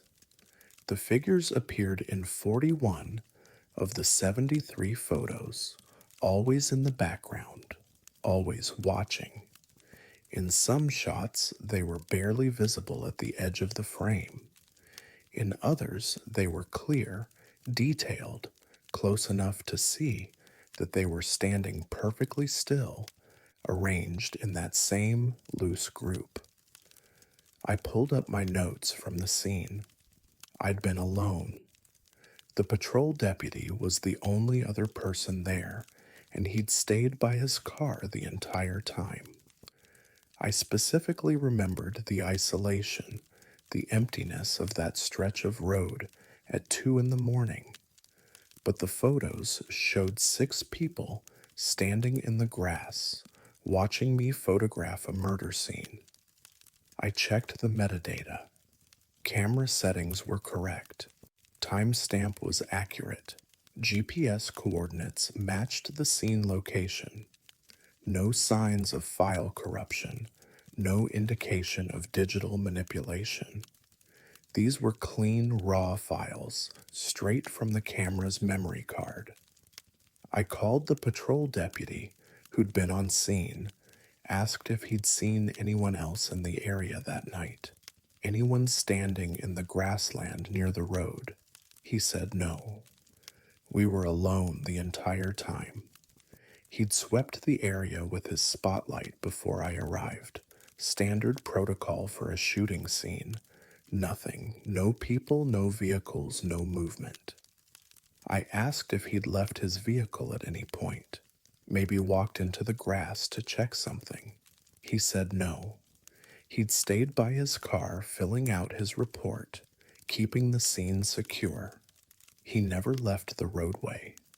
I sent him 3 of the photos showing the figures, asked if he recognized anyone, if these people looked familiar. He called me back 10 minutes later, said he didn't see anyone in the photos, asked what I was talking about. I walked him through it. The figures in the background, standing in the grass, wearing dark clothing, the way they appeared in multiple shots from different angles. He insisted the photos showed empty grassland, no people, nothing. I ended the call, opened the photos on a different computer, different monitor, different software. The figures were still there. 6 people standing motionless, watching. I showed the photos to my supervisor. She saw them immediately, asked who they were, why they were at the scene. I explained I'd been alone, that the patrol deputy didn't see anyone. She suggested I'd missed them somehow, that they'd been there and I hadn't noticed. Crime scenes are stressful. It's easy to focus on the victim and miss details in the periphery. But I'd been trained to notice everything, and I specifically remembered that grassland being empty. I went back to the scene 2 days later, during daylight, stood in the same spot where I'd set up my camera, looked out at the grassland where the figures had appeared. The area was flat, open, no cover. If 6 people had been standing there at night, I would have seen them. The patrol deputy's spotlight would have caught them. I took reference photos from the same angles, same focal lengths, compared them to the night shots. The figures had been standing in a spot that was completely visible from the road, fully exposed to my camera's flash. There was no way I could have missed them. I checked the photos again, examined the figures more closely. Their clothing was uniformly dark, nondescript. Their faces were visible but indistinct. The flash had created that reflection in their eyes, but the features were blurred, like they were slightly out of focus even though the rest of the image was sharp. They weren't moving. In 41 photos taken over the course of 37 minutes, they maintained exactly the same position, same stance, same arrangement, same distance from the road. Like they were waiting, I filed the photos in the evidence system, included all 73 shots. The detective assigned to the case never mentioned the figures. The investigation focused on the shooting itself. They eventually identified a suspect based on other evidence, made an arrest 3 months later. The case went to trial. The photos were used to establish the scene layout, the victim's position, the trajectory of the bullet. No one ever asked about the people in the background. I've checked the files multiple times. The figures are still there, visible in those 41 photos, absent from the other 32. I've shown the images to other technicians, other photographers, people who understand cameras and lighting and evidence documentation. Everyone sees the figures, except the patrol deputy who was there with me that night. I've been back to Route 88 4 times since then. Different times of day, different weather conditions. I've photographed that stretch of road from every angle, trying to understand what my camera captured that night. The grassland is always empty, but I've stopped shooting night scenes alone. When I get called to rural locations after dark, I make sure there's another investigator with me, someone who can confirm what I'm seeing, verify that the area is actually empty before I start taking photos. Because I've learned that my camera doesn't always show me what's there. Sometimes it shows me what's watching. I still have those files. The original raw images, unedited, exactly as they came from the camera's memory card. I keep them on a separate hard drive, locked in my office. I don't look at them often, but when I do, I focus on the figure's eyes. The way the flash caught them created that bright reflection. The way they're all looking in the same direction. At me, at my camera, at the exact spot where I was standing, documenting a man's murder on an empty road at 2 in the morning. I've examined those reflections under magnification, enhanced the details as much as the resolution allows. And I can see it, just barely visible in the bright spots of their eyes. The reflection of my camera flash, which means they were looking directly at me while I photographed them. While I stood there, completely unaware they existed, I've shot 6 night scenes since then. Rural locations, isolated roads, scenes where I was supposedly alone. I haven't checked the backgrounds of those photos yet. I'm not sure I want to know who's watching. The camera timestamp is always accurate. The GPS data is always correct. The metadata proves the photos are genuine, unmanipulated, Exactly what the camera recorded, but the camera sees things I don't.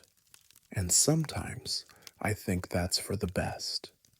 Because if I'd seen those six figures standing in the grass that night, if I'd known they were there while I worked, I don't think I could have finished documenting the scene. I would have run. But they weren't there for me to see. They were there for the camera to find.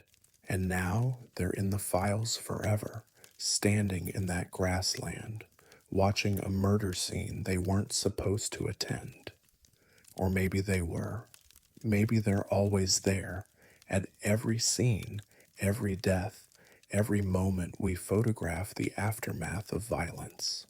Maybe I just never checked the backgrounds carefully enough before.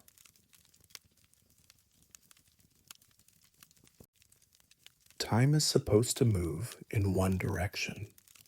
My name is Rachel DuPont, and I have worked as an autopsy technician at the Orleans Parish Coroner's Office in New Orleans, Louisiana for 7 years. My job is preparation. Receive the body, photograph it, document identifying marks, assist the pathologist during examination. I've prepared over 1,500 bodies for autopsy. I know the procedures, the protocols, the exact sequence of step required to process a case properly. I've never lost time before. The body arrived on a Thursday night at 11:38 p.m. Stabbing victim, male, early 20s, pronounced dead at the scene in the French Quarter. Gang-related violence, the detective said. Standard case, routine processing. The pathologist would examine it in the morning. My job was just intake and prep. I logged the body into the system at 11:43 p.m. Case number, victim information, time of arrival. I wheeled it into the examination room, transferred it from the gurney to the table, started the external photography, documenting the condition before any procedures. I remember setting up the camera. I remember the first few shots, the victim's face, the stab wounds on his torso, the defensive wounds on his hands. I remember checking the timestamp on the camera, 11:47 p.m. Then I was standing by the sink, washing my hands, and the clock on the wall said 1:03 a.m. I'd lost 1 hour and 16 minutes. I dried my hands, tried to piece together what had happened. The last clear memory I had was taking those initial photographs. Everything after that was blank, not fuzzy, not unclear, completely absent, like someone had cut that chunk of time out of my memory and left nothing behind. I walked back to the examination table. The body had been autopsied. The Y incision was complete. Chest to pubis, the standard pattern. The rib cage had been opened. The organs had been removed, examined, weighed, replaced. The incision had been sutured closed with the running stitch I always used. My suture technique, my knot pattern, my specific method of closing. I'd performed a complete autopsy and had no memory of doing it. I checked the documentation cart. My notes were there, handwritten on the standard forms. My handwriting, my abbreviations, detailed observations about each organ, liver weight, lung condition, stomach contents, heart examination, everything properly documented, exactly as I'd been trained to do. Time of autopsy, 11:47 p.m. to 12:58 a.m. According to my notes, I'd spent 1 hour and 11 minutes performing a procedure I didn't remember. I looked at the body again. The work was thorough, professional. Whoever had done this autopsy had known exactly what they were doing. The incisions were clean, the organ examination was complete, the documentation was precise. It was my work. I recognized my own technique in every detail, but I had no memory of it. I checked the security footage. The morgue has cameras covering the main hallway, the intake area, and the corridor outside the examination rooms. I pulled up the recordings from 11 p.m. to 1:30 a.m. The footage showed me entering the morgue at 11:39 p.m., wheeling the body to examination room 2. The timestamp matched my memory perfectly.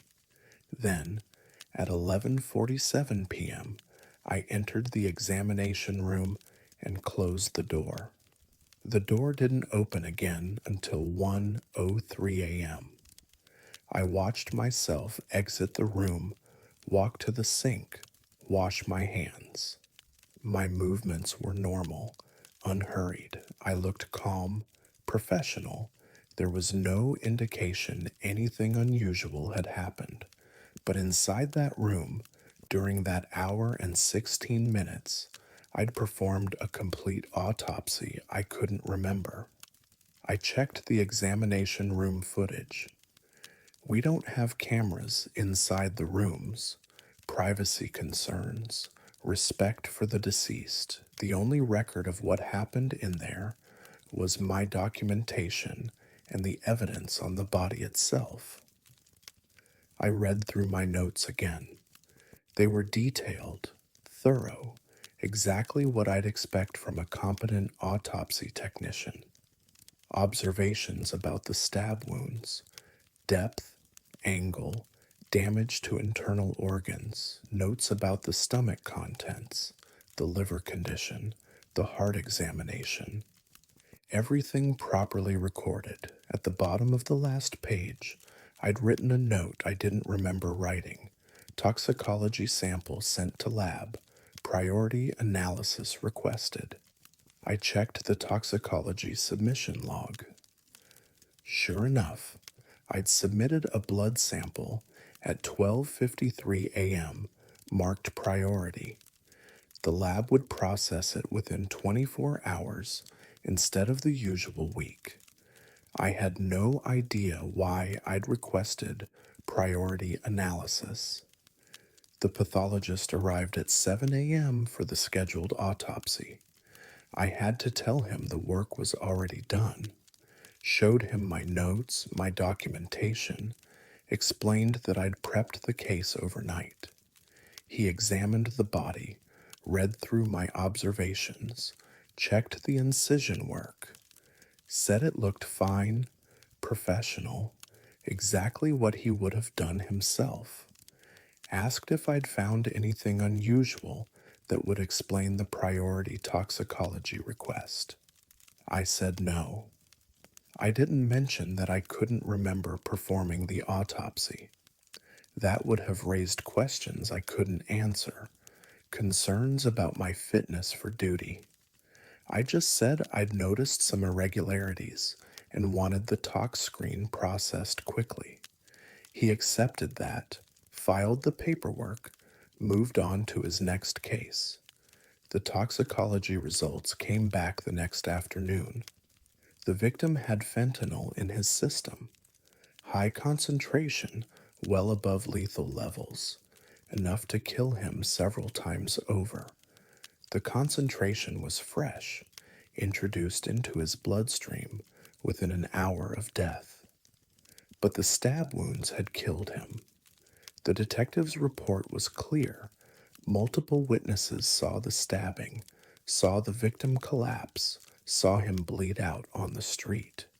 He was dead before the ambulance arrived. The knife wounds were fatal. The fentanyl shouldn't have been there. I checked the case timeline.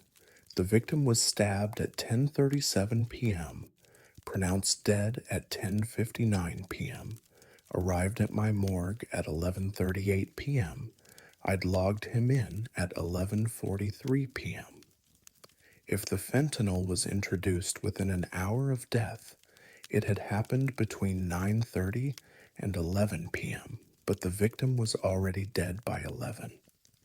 The stabbing killed him unless the fentanyl was introduced after death. I thought about that missing hour, 11:47 to 1:03, the time I couldn't remember, the time I'd performed an autopsy without any conscious awareness of doing it. Had I found something during that examination? Some evidence that the body had been tampered with after death? Some indication that someone had injected fentanyl into a corpse to cover up something else? I checked my notes again, looking for any reference to injection sites, any mention of post-mortem tampering.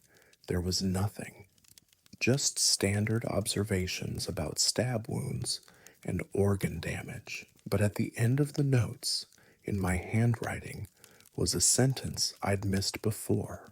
Subject was already deceased when substance was introduced. I had no memory of writing that.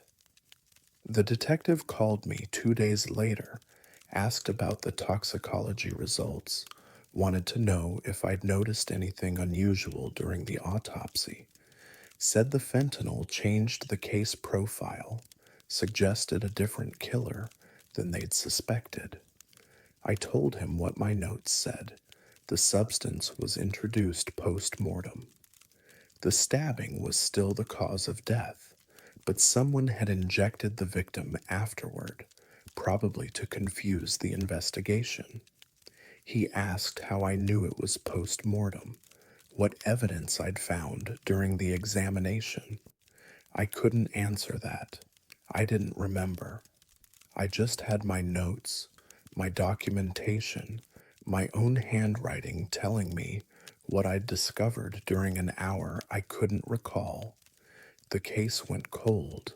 The detective couldn't connect the fentanyl to any suspect, couldn't explain why someone would inject a corpse with a lethal drug after the victim was already dead.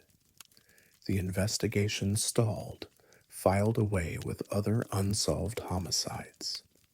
But I kept thinking about that missing hour. I've worked 32 night shifts since then. Each time, I'm hyper aware of the time, checking the clock constantly, making sure I'm not losing moments I should remember. I document everything as I go, photograph each step of my work, leave detailed notes about every procedure. I haven't lost time again.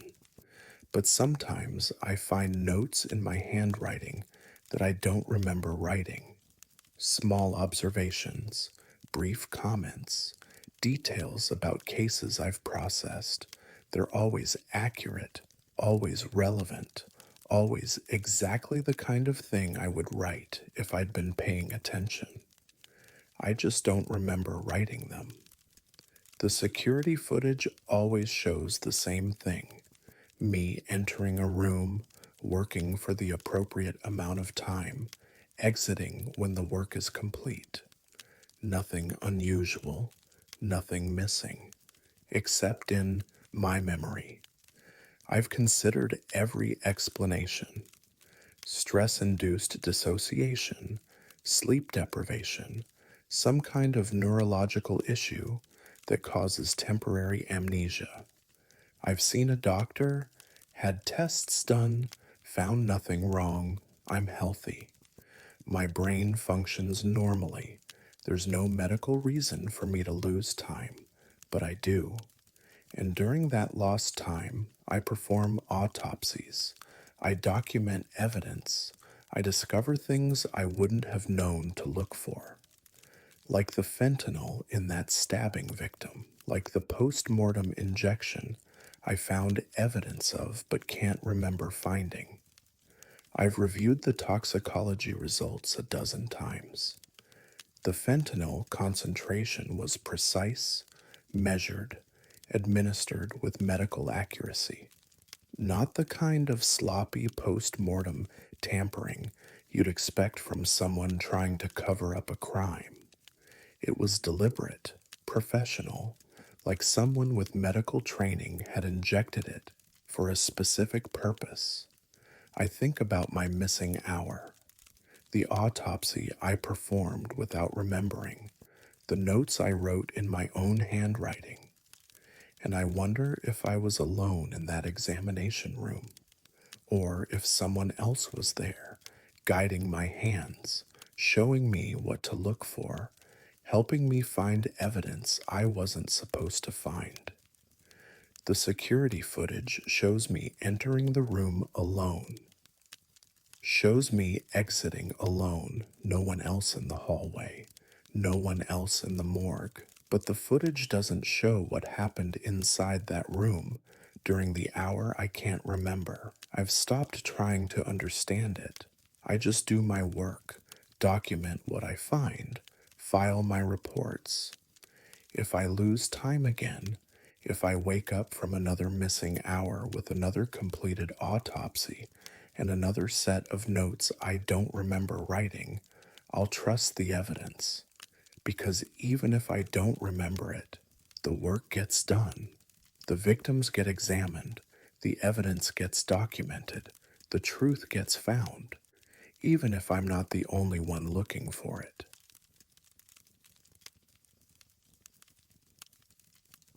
Some graves hold more than one body.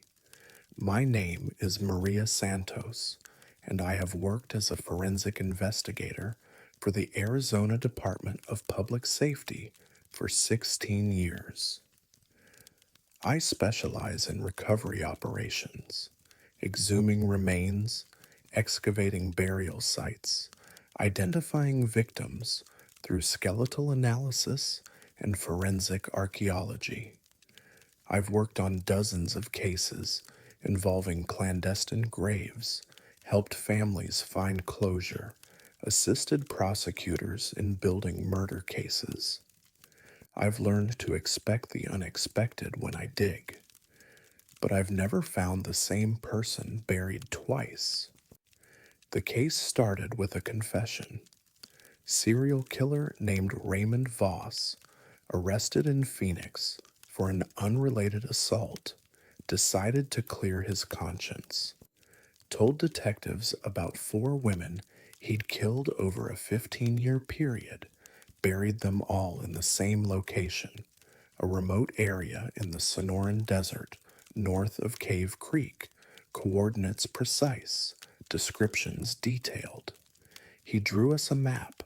The site was exactly where he said it would be, a shallow basin surrounded by creosote bushes and saguaro, the kind of landscape that looks the same for miles in every direction.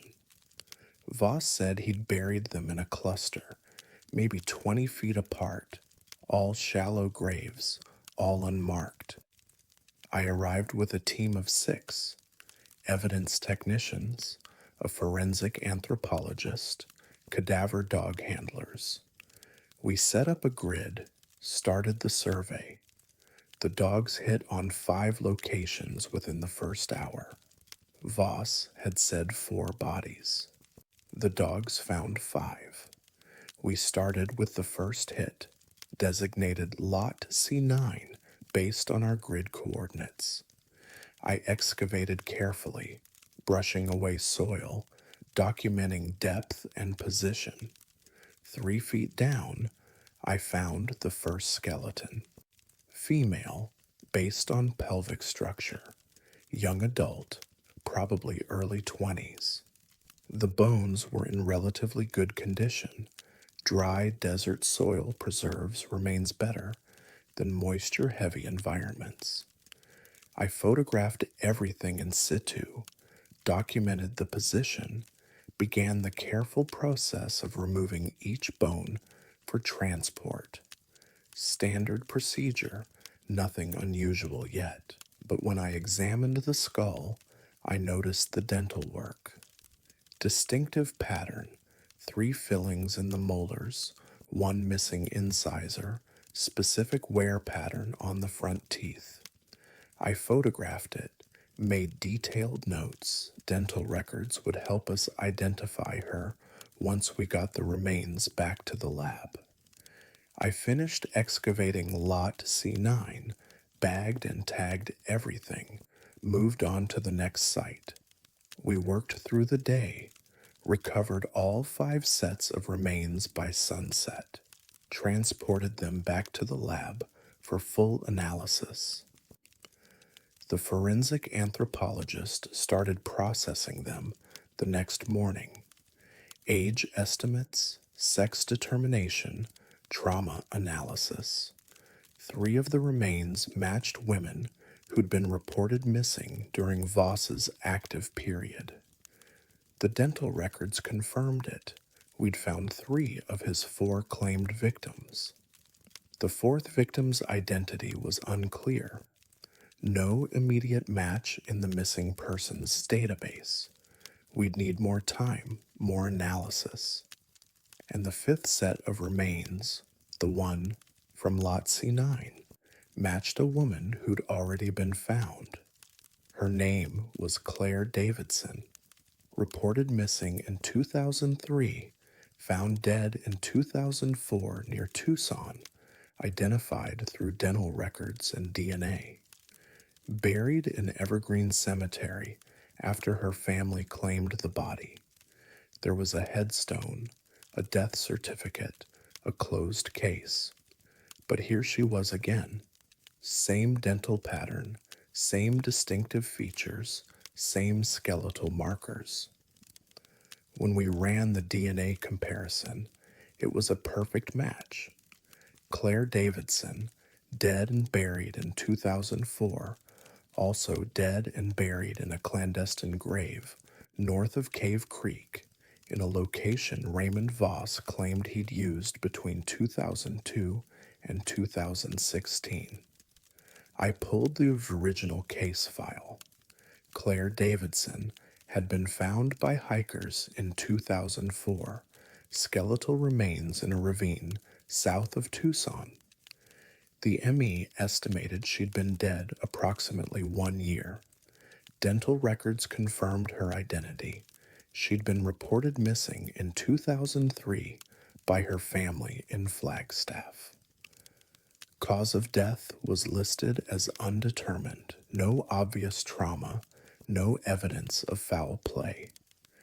The investigation concluded she'd gotten lost while hiking, died of exposure or dehydration, and her remains had been scattered by animals. Her family buried her in May 2004. I checked the cemetery records. Evergreen Cemetery, Plot 214, interment dated May 19th, 2004. But here was another set of remains. Same person, same DNA, buried in a different location in a grave that shouldn't have existed. I verified the DNA analysis myself, ran it 3 times, used different samples from the Lot C9 skeleton. The results were consistent. This was Claire Davidson, same genetic profile, same person. I contacted the cemetery, asked if they could verify that Plot 214 still contained Claire Davidson's remains. They were reluctant. Exhuming a grave requires family permission, court orders, significant justification. I explained we had a potential criminal case, possible identity fraud, urgent need to verify the burial. They agreed to a limited examination. We exhumed Plot 214 on a Tuesday morning. The casket was intact, sealed, exactly as it should have been after 11 years underground. We opened it carefully. Inside was a skeleton.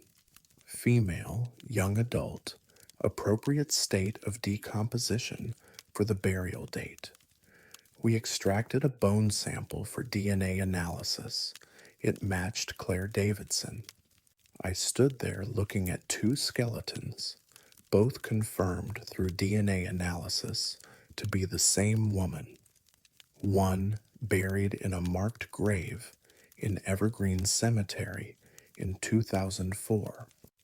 One buried in a clandestine grave in the desert, discovered in 2015 in a location a serial killer claimed he'd used for his victims.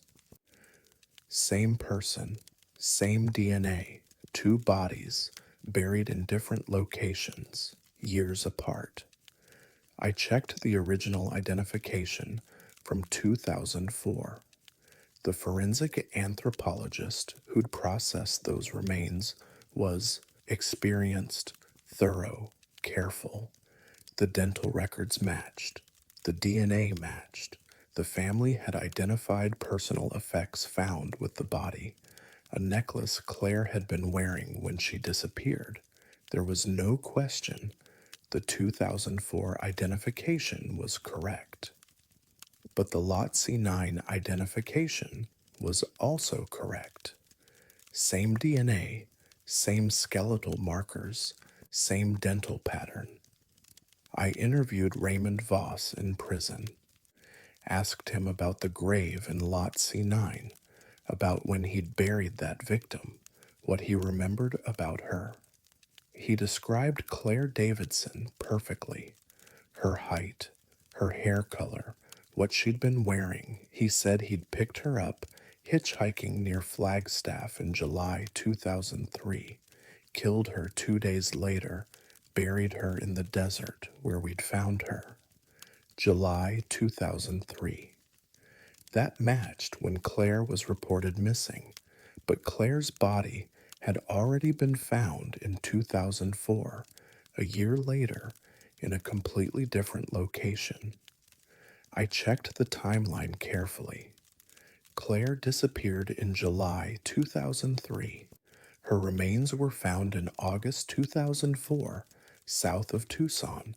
She was buried in May 2004.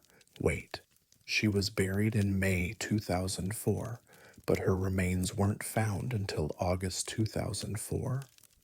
I rechecked the dates. The burial record said May 19th, 2004. The discovery report said August 11th, 2004. She'd been buried 3 months before she was found. I pulled the full case file again, read through every document. The timeline didn't make sense. The family had buried her in May, but the official discovery of her remains wasn't until August. The ME's report was dated September 2004. How had the family buried her in May if her remains weren't found until August? I called the cemetery again, asked for the original burial authorization, the documents that would have been filed when the family arranged the interment. They found the paperwork. Everything looked legitimate. Death certificate, family authorization, payment records. But the death certificate was dated May 10th, 2004, issued by the Coconino County Medical Examiner's Office. I contacted that office, asked for their records on Claire Davidson. They had no record of ever examining her remains. No death certificate, no case file, no documentation. The death certificate number listed on the cemetery paperwork didn't exist in their system. The burial in 2004 was based on falsified documents. Someone had created fake paperwork, convinced the cemetery that Claire Davidson was dead, arranged for a burial in May 2004. Then, 3 months later, hikers actually found Claire's remains in a ravine near Tucson. 2 sets of remains. One real, one what? I went back to Evergreen Cemetery. We fully exhumed Plot 214, removed the entire skeleton, sent it to the lab for comprehensive analysis. The DNA matched Claire Davidson, but when the forensic anthropologist examined the bones more closely, she found something odd. The trauma patterns were different. The Lot C9 ramentas veins showed evidence of perimortem trauma, injuries sustained at or around the time of death, fractures in the ribs, damage to the cervical vertebrae, consistent with Voss's description of how he'd killed her. The Plot 214 remains showed no trauma, clean bones, no signs of violence, no indication of cause of death. Same person, same DNA, different injuries. I've reviewed the evidence 100 times, run every test I can think of, consulted with experts in forensic anthropology, genetics, burial practices. The DNA is conclusive. Both sets of remains are Claire Davidson, same genetic profile, no possibility of error, but they were buried in different locations, years apart, with different trauma patterns. One body was killed by Raymond Voss in 2003 and buried in the desert. That's the Lot C9 remains. The evidence confirms it. The other body was buried in May 2004 based on falsified documents, 3 months before the real Claire Davidson's remains were discovered.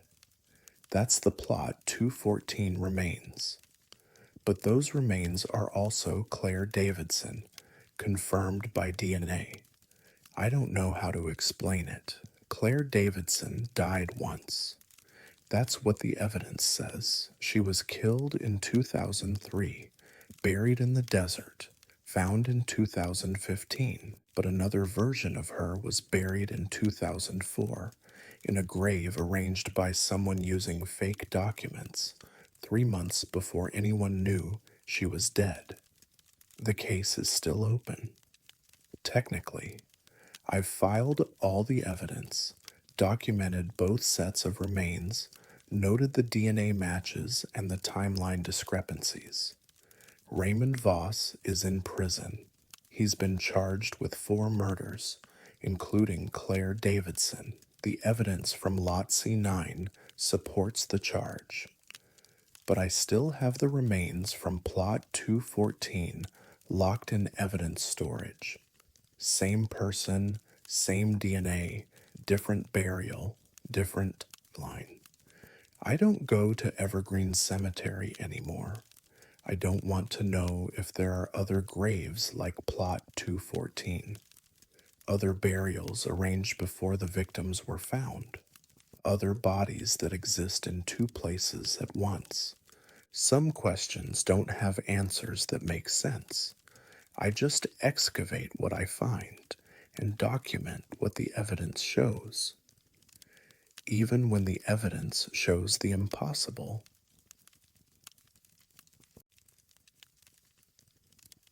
Some recordings should never be played twice.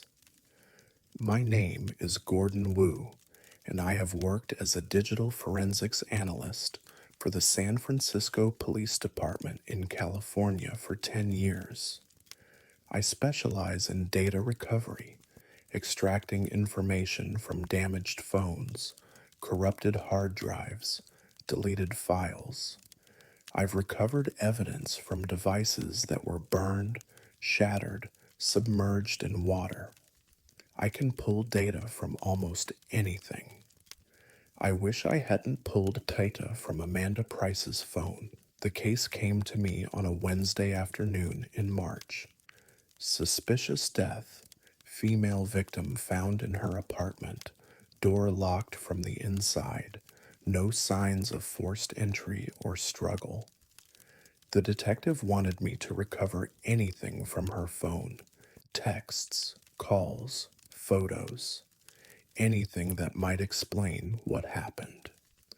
The phone was an iPhone, passcode locked but undamaged, standard recovery protocol. I connected it to my forensic workstation, bypassed the lock, started extracting the data. Most of it was routine, text conversations with friends, work emails, social media apps, nothing unusual. But in the voice memos folder, I found a recording from the night she died. The timestamp was 2:37 a.m. Duration 4 minutes and 12 seconds.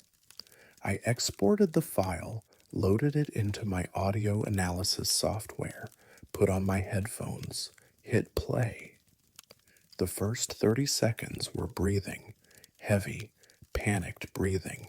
Then Amanda's voice, shaky but clear. I don't understand. How are you? She stopped mid sentence, more breathing. Then another voice responded. It was also Amanda's voice, not similar, not close, identical, the same tone, same speech pattern, same vocal characteristics. My software analyzes voice prints, can distinguish between speakers even when they sound alike. Both voices had the same signature. Amanda was talking to herself, except the second voice was wrong somehow. The rhythm was slightly off, the inflection unnatural, like someone doing a perfect impression but missing something essential. The conversation continued. Amanda, please, I don't know what you want. Second voice, I want what you have. Amanda, I don't understand. Second voice, you will. Silence for 10 seconds, then sounds of movement. Something heavy being dragged. Amanda's voice again, crying, stop, please stop. The second voice, calm, eerily steady. It doesn't hurt. You won't feel it. Amanda, there's no one here. There's no one here. I'm alone. Second voice, you were never alone. More sounds, rustling fabric, something falling. Amanda's breathing became labored, wet sounding. The second voice continued speaking, but the words became distorted, stretched like the audio was corrupting in real time. Then the recording ended. I sat in my lab for 5 minutes, headphones still on, trying to process what I'd heard. Then I checked the audio file's metadata. Recording location, Amanda's apartment address, confirmed by GPS coordinates. No signs of file manipulation, no editing, no splicing. This was a clean recording, captured directly by the phone's microphone. But there was one voice anomaly. The frequency analysis showed both voices occupying the same acoustic space, meaning both speakers were the same distance from the microphone, in the same environment. No phone call, no speaker playing a recording. Both voices were physically present in the room. Both voices were Amanda Price. I pulled up the death scene photos. Amanda was found on her bedroom floor, lying on her back, eyes closed. No trauma, no wounds, no obvious cause of death. The ME's preliminary report noted no signs of struggle, no defensive injuries. Toxicology was pending. The apartment had been locked from the inside. Deadbolt engaged, chain on the door, windows closed and locked. No signs anyone else had been there, but the recording proved someone had been there. A second voice, speaking to Amanda, threatening her, doing something to her that made her cry and beg. A second voice that matched her own. I enhanced the audio, isolated the background sounds.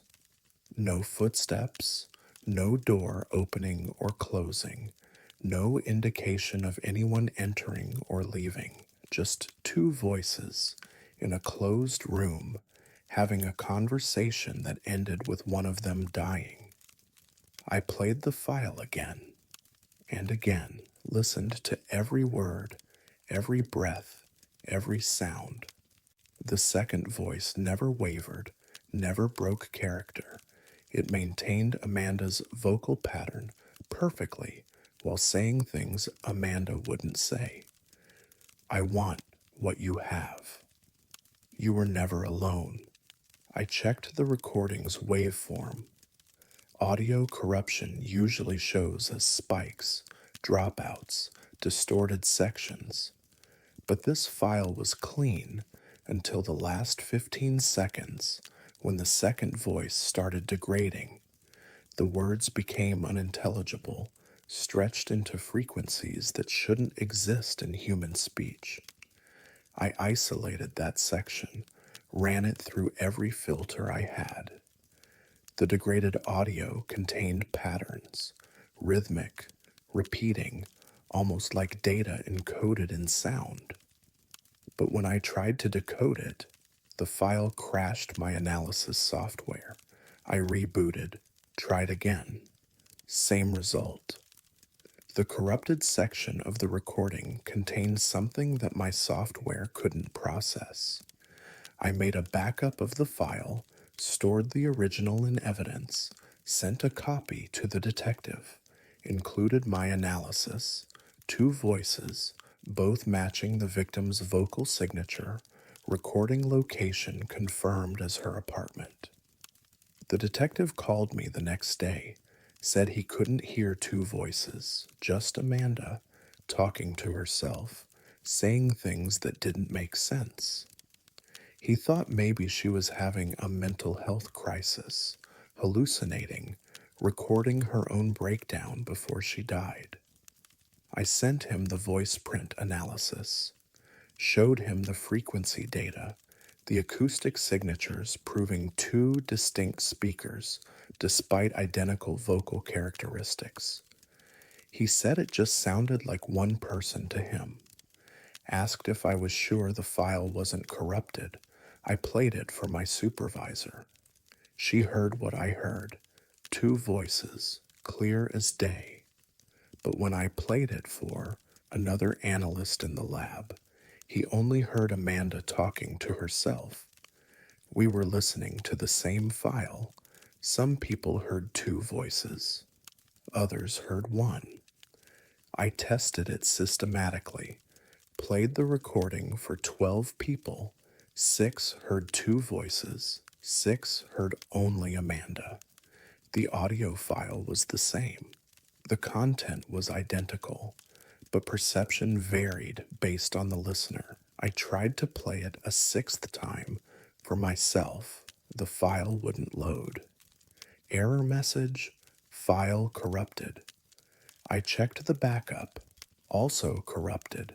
I checked the original in evidence storage. The file size had decreased, now only 3 minutes and 8 seconds instead of 4 minutes and 12 seconds. The last minute had disappeared. I recovered the deleted section using forensic tools. It took 2 days and 3 different software programs, but I finally reconstructed the missing audio.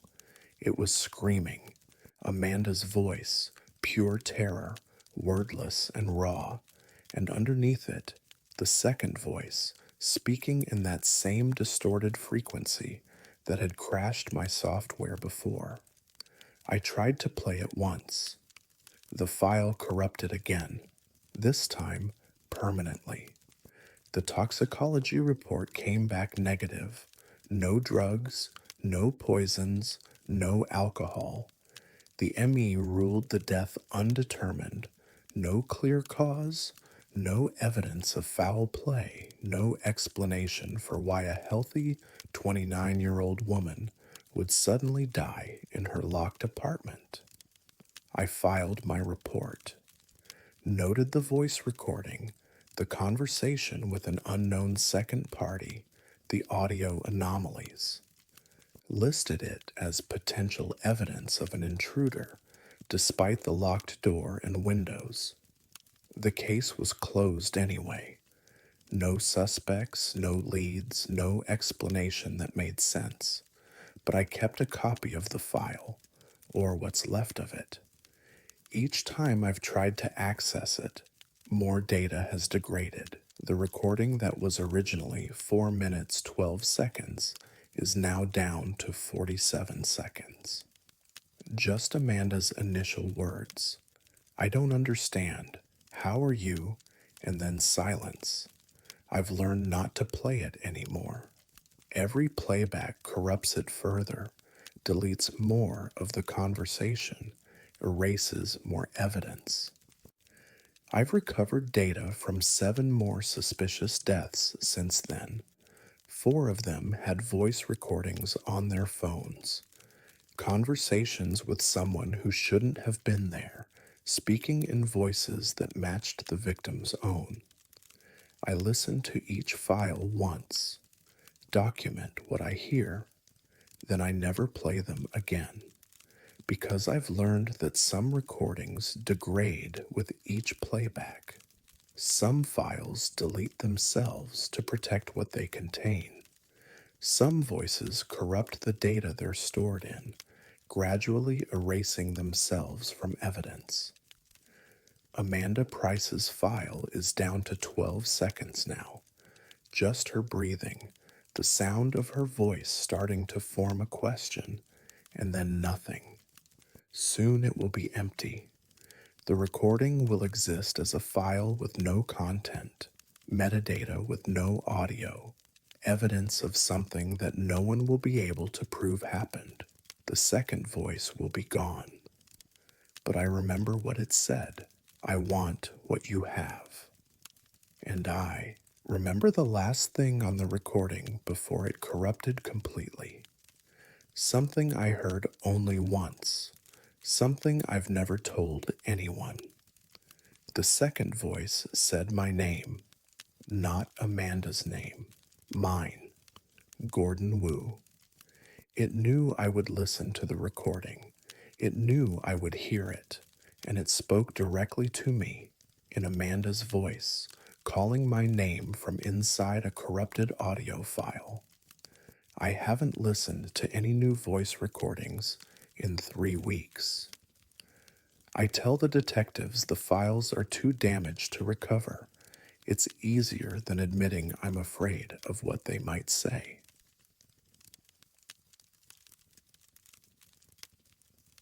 The dead don't arrive twice.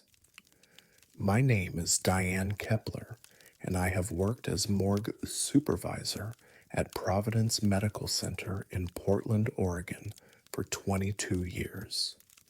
I've processed over 10,000 bodies, accident victims, surgical deaths, elderly patients who passed naturally. I run a tight operation. Every body gets logged, photographed, stored properly, and released to the appropriate funeral home or medical examiner. No errors, no mix-ups. Until the woman who died twice in 1 week. The first intake was on a Monday morning. Jane Doe, found in Forest Park, no identification, appeared to be in her early 40s. The police brought her in at 6:15 a.m. I logged her into the system, case number 23-4719, intake date Monday, October 9th, time 06:23. I photographed her face for identification purposes. Standard procedure. She had distinctive features, a small scar above her right eyebrow, a mole on her left cheek, dark hair cut short. I documented everything, noted her approximate height and weight, cataloged what she was wearing, blue jeans, white t-shirt, gray jacket, no jewelry, no wallet, nothing with a name. I placed her in drawer 12 at 6:41 a.m., locked it, updated the log, moved on to my other duties. The ME would examine her later that day, hopefully get fingerprints for identification. That was Monday. On Thursday afternoon, the same woman arrived again. The police brought her in at 2:30 p.m. Different officers, different case number, but the same Jane Doe. I recognized her immediately. The scar, the mole, the short dark hair. Exact same features I'd photographed 3 days earlier.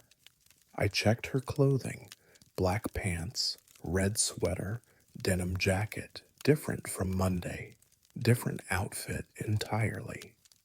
I asked the officers where she was found. They said Oaks Park near the river. Found by joggers around noon. Appeared to have been dead less than 24 hours based on body temperature and rigor. I pulled up Monday's intake record.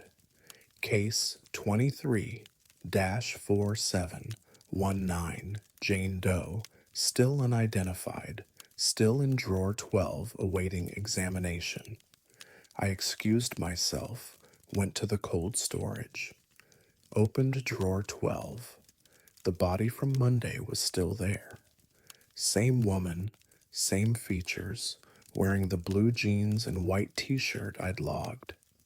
I checked the toe tag, correct case number, correct intake date. I went back to the intake area. The woman on the gurney looked identical. Same face, same build, same scar and mole. I photographed her, compared the images to Monday's photos. Perfect match, same person. I took fingerprints from both bodies, sent them to the lab for comparison. The results came back in 2 hours. Identical. Complete match. Both bodies had the same fingerprints. I've worked in morgues for over 2 decades. I understand decomposition, identification procedures, the possibility of similar looking individuals. But identical fingerprints are impossible unless you're dealing with the same person. And the same person can't die twice in 1 week. I called the detective handling Monday's case, explained the situation. Same woman, same fingerprints, different intake dates, different locations found. He came down to the morgue, looked at both bodies himself. He confirmed what I already knew. They looked identical, but he insisted it had to be a mistake, some kind of mix-up in the documentation. Maybe the Thursday body was the real Jane Doe, and Monday's intake was someone else who just looked similar.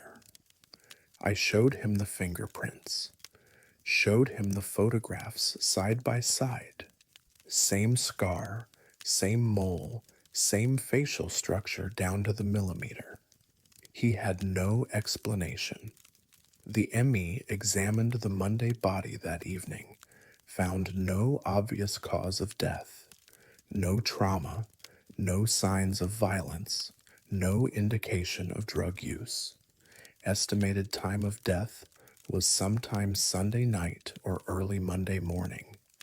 The body showed approximately 48 hours of decomposition, consistent with the timeline. The Thursday body was examined the next morning. Same results: no obvious cause of death, no trauma. Estimated time of death was Wednesday afternoon or evening. Approximately 24 hours of decomposition. Both examinations were thorough, professional, documented. Both bodies were the same woman, confirmed by fingerprints and visual identification. But they had different wounds. The Monday body had a small bruise on her right hip, barely visible, something you'd get from bumping into furniture. The Thursday body had no bruise on the hip, but had a healing cut on her left hand, maybe a week old. Same woman, different injuries, different states of decomposition, both dead within 3 days of each other. I checked the storage temperature, the drawer mechanisms, the security footage. Everything was normal. Drawer 12 had remained closed since Monday morning. No one had accessed it except me and the ME.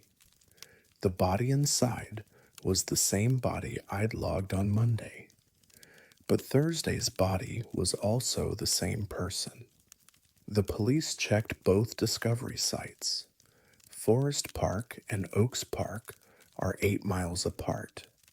Different terrain, different access points, no connection between the locations. Witnesses at Oaks Park confirmed the body hadn't been there Wednesday morning. The joggers used that trail daily. She'd appeared sometime between Wednesday afternoon and Thursday morning, 3 days after the same woman had been found in Forest Park. I stored the Thursday body in drawer 14, updated the log, filed the intake paperwork, tried to make sense of evidence that defied logic. I had 2 bodies, both confirmed through fingerprints to be the same person, both dead, both found in different locations days apart. The Monday body was cold. Standard refrigeration temperature, rigor mortis had passed, early decomposition setting in. The Thursday body was warm, not room temperature, not starting to cool. Warm, like she'd just died, like the blood was still circulating even though her heart had stopped. I checked her core temperature with a medical thermometer, 94 degrees Fahrenheit. A living person's temperature is 98.6. The recently dead cool at a predictable rate, roughly 1.5 degrees per hour. If she'd died Wednesday evening and been found Thursday afternoon, her body temperature should have been in the 70s or low 80s. But she was still 94 degrees, like she'd died within the last hour. Except rigor mortis was setting in, and the ME's examination confirmed she'd been dead at least 18 hours. The timeline didn't work. The temperature didn't work. Nothing about this case followed the normal rules. I took tissue samples from both bodies, sent them for DNA analysis. The results took a week. Perfect match. Both bodies were genetically identical. Same person, confirmed 3 different ways: visual identification, fingerprints, DNA. The medical examiner ruled both deaths as undetermined. No clear cause, no evidence of foul play, no explanation for the circumstances. He noted the unusual situation in his reports: 2 bodies, same identity, different discovery dates, but offered no theory about how it was possible. The police investigation stalled. They couldn't explain it either. Same woman, dead twice, found in different places, no evidence of a crime beyond the deaths themselves. Both bodies remained unclaimed. No one came forward to identify her. No missing person reports matched her description. We held them for 90 days, then arranged for cremation through the county. I was there when they cremated the Monday body. Standard procedure, witnessed by myself and 1 other staff member. The body was confirmed, placed in the crematory, reduced to ash. The Thursday body was scheduled for cremation the next day. When I arrived that morning, drawer 14 was empty. I checked the log. No releases, no transfers, no sign anyone had accessed the drawer. The security footage showed nothing. The drawer remained closed overnight. No one entered the cold storage area, but the body was gone. I searched the entire morgue, checked every drawer, every storage area, every possible location she could have been moved to. Nothing. The Thursday body had disappeared. I filed a report. Missing remains, unknown circumstances. The case was investigated. The security footage reviewed by detectives, the entire facility searched. We never found her. I still have the photographs. Both intake photos, side by side, showing the same woman photographed 3 days apart. Both taken by me, both logged into the system, both confirmed as the same person through every identification method available. I still have the fingerprint cards. Identical patterns, perfect match. I still have the DNA analysis results. Same genetic profile, but I only have one set of ashes. The Monday body was cremated. The Thursday body vanished. I've processed 643 bodies since then. Photograph each one carefully, log them meticulously, check and double check the case numbers and drawer assignments. I haven't had another duplicate intake, but I've started noticing something else. Sometimes, when I photograph a new arrival, the image looks slightly different than the body on the table. Same person, same features, but the photograph shows them wearing different clothing or with different injuries or in a slightly different position than they're actually lying in. I've learned to take multiple photos now. Keep photographing until the image matches what I'm seeing. Usually, it only takes 2 or 3 shots, but I'm always afraid that one day I'll photograph someone and get 2 completely different people in the images. The same person arrived twice, died in different places, wearing different deaths. I check drawer 12 more often than I should. It's been reassigned dozens of times since that Monday in October. Different bodies, different cases, all properly logged and released. But sometimes, late at night when I'm alone in the morgue, I open that drawer just to make sure there's only one body inside. So far, there always has been. Just one. But I keep expecting to find 2 someday. The same person, dead twice, waiting in the same cold drawer.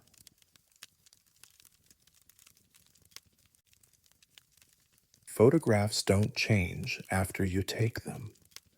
My name is Carl Fisher, and I have worked as a crime scene lead for the Minneapolis Police Department in Minnesota for 18 years.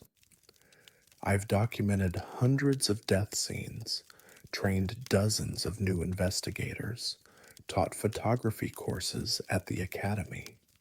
I know my equipment, know my protocols, know exactly how to capture a scene so the evidence holds up in court.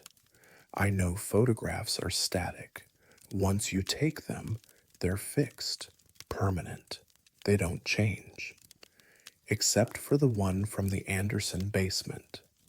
The call came in on a Saturday afternoon in January. Fall, death, elderly man found at the bottom of his basement stairs appeared to be accidental. Simple case, routine documentation. I arrived at 3:47 p.m. The house cold and quiet. Patrol already on scene. Robert Anderson, 73 years old, lived alone in a small house in Longfellow. His neighbor had found him that morning, called it in.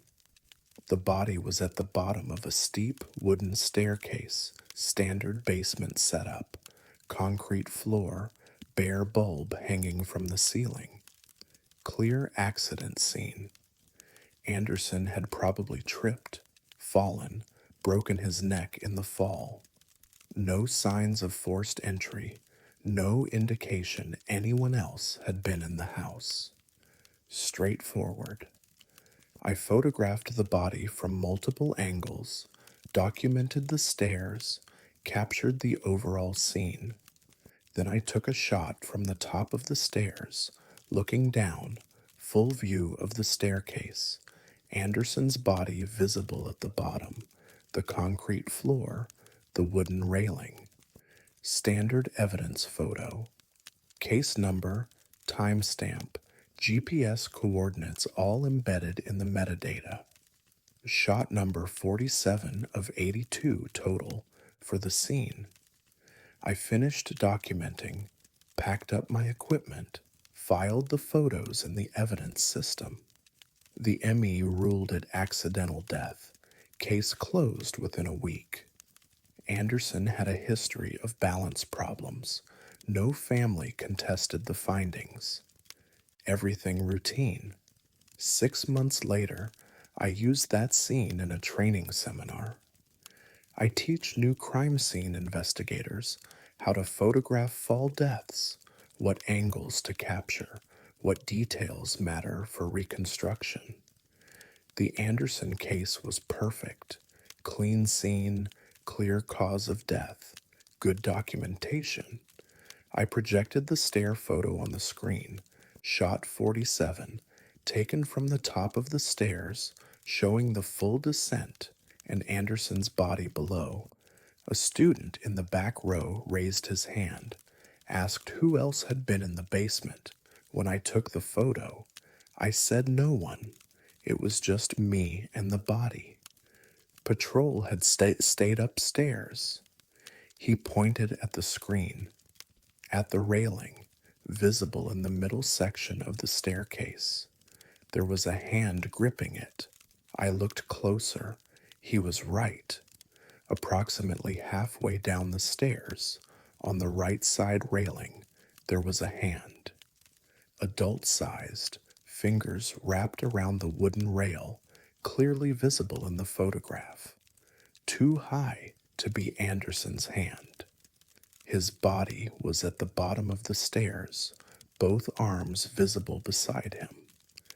This hand was gripping the railing 4 feet above the floor, at waist height for someone standing on the stairs.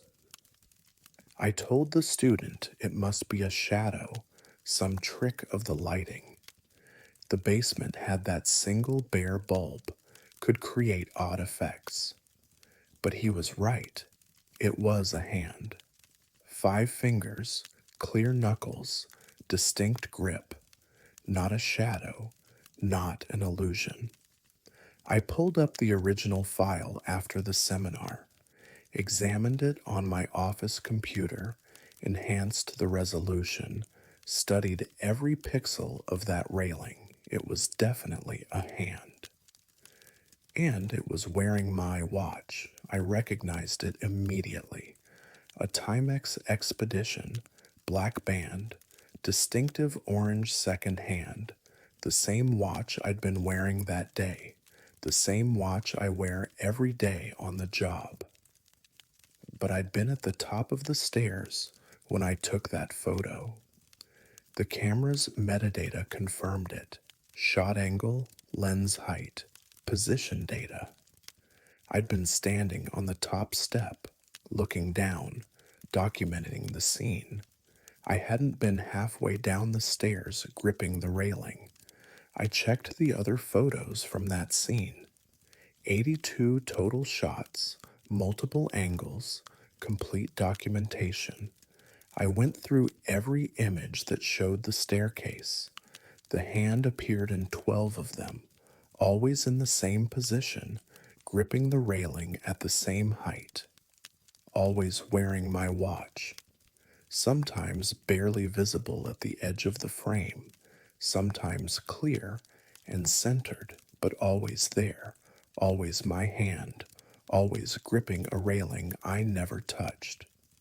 I pulled the camera's shooting log. The metadata showed continuous sequence, shot 46 at 3:53 p.m., shot 47 at 3:54 p.m., shot 48 at 3:55 p.m. No gaps, no time for me to move down the stairs, pose my hand on the railing, climb back up to take the photo. The shots were taken 1 minute apart, from the same position at the top of the stairs. but my hand was visible halfway down.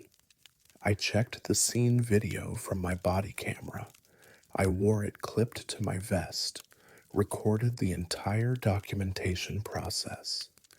The footage showed me arriving at the basement stairs, setting up my DSLR, taking the series of photos from the top step. At no point did I descend the stairs. At no point did I touch the railing. My hands were either holding the camera or hanging at my sides. But the still photos showed my hand on the railing, gripping it like I was standing there, like I was positioned on the stairs below my own camera position. I compared the hand in the photo to my actual hand. Same size, same proportions, same watch, same way I wear it with the face on the inside of my wrist, same small scar on my right thumb from a kitchen knife incident 3 years ago. It was my hand. No question. I went back to the Anderson house. The current owner had renovated, but the basement stairs were original. Same wooden railing, same steep descent, same concrete floor. I stood at the top of the stairs, positioned myself exactly where I'd stood in January. Took another photo, same angle, same focal length. No hand on the railing, just empty stairs, bare wood, shadows from the overhead light. I've analyzed those photos 100 times, checked the metadata, verified the timestamps, confirmed the shooting sequence. Everything is correct, legitimate, unmanipulated. I took those photos from the top of the stairs. The metadata proves it. The body camera footage confirms it. But the photos to show my hand gripping the railing halfway down. I showed them to our digital forensics team. They examined the files, looked for any signs of editing, composite layers, digital manipulation. Found nothing. These were clean, raw files, straight from the camera, unaltered. I showed them to a hand specialist, had him compare the photographed hand to my actual hand. Perfect match, same bone structure, same fingerprint patterns where visible, same healed injuries. That hand in the photo belongs to me. I've stopped using the Anderson case in training seminars, filed those photos in a locked folder separate from the main evidence system, noted them as imaging anomalies in my records. But I've started checking all my crime scene photos more carefully now, not just for evidence, but for impossible details, for things that shouldn't be in the frame. I've found the 3 more since the Anderson basement. A shoe print on a wall in a homicide scene, my boot tread, my size, in a position I never stood, my shadow visible in a window reflection, except I was standing with my back to that window when I took the shot. My hand again, this time pointing at something in a traffic fatality photo, directing attention to evidence I didn't notice until I reviewed the images later. It's always something of mine, always positioned to help document the scene, highlight important details, point out evidence I missed. Like I'm in 2 places at once. Like some version of me is moving through the scene while I'm photographing it, leaving traces only the camera can see. I've tested it, set up controlled shoots, documented empty rooms, photographed locations where I'm completely alone. Checked every image carefully. Most of them are clean, normal, just what I aimed the camera at. But occasionally, maybe 1 shot in 50, there's something. My hand pointing at a detail, my shadow where it shouldn't be, My reflection in a surface I wasn't facing, always helping, always highlighting something important, always positioned to improve the documentation. I've stopped being scared of it. Now I'm just confused. Because if that's me in those photos, if that's somehow a version of myself existing in the same space but offset in time or position, then where am I when I'm taking the pictures? Am I the one behind the camera or am I the one gripping the railing? Am I documenting the scene or am I part of it? I reviewed the Anderson case file last week. The investigation was thorough. The ruling was correct. Robert Anderson fell down his basement stairs, broke his neck, died alone in his house.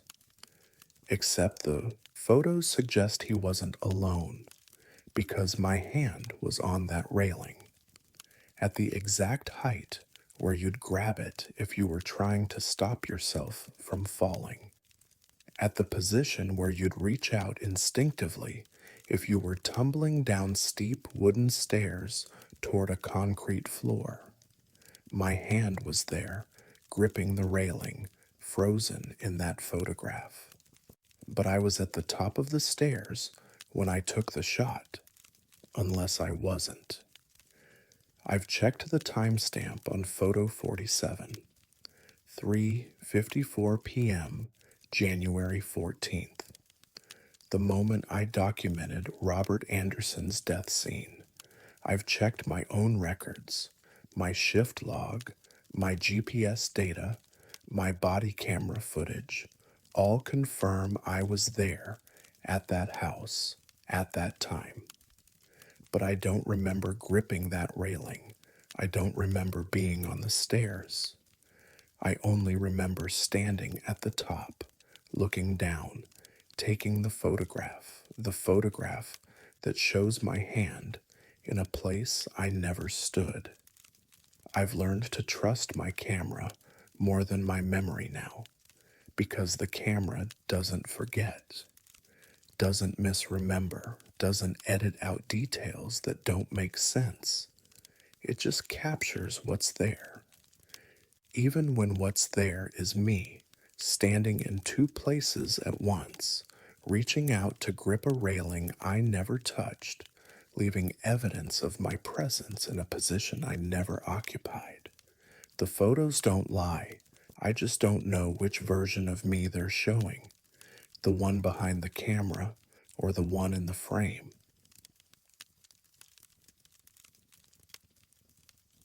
Not everyone who attends a viewing is among the living.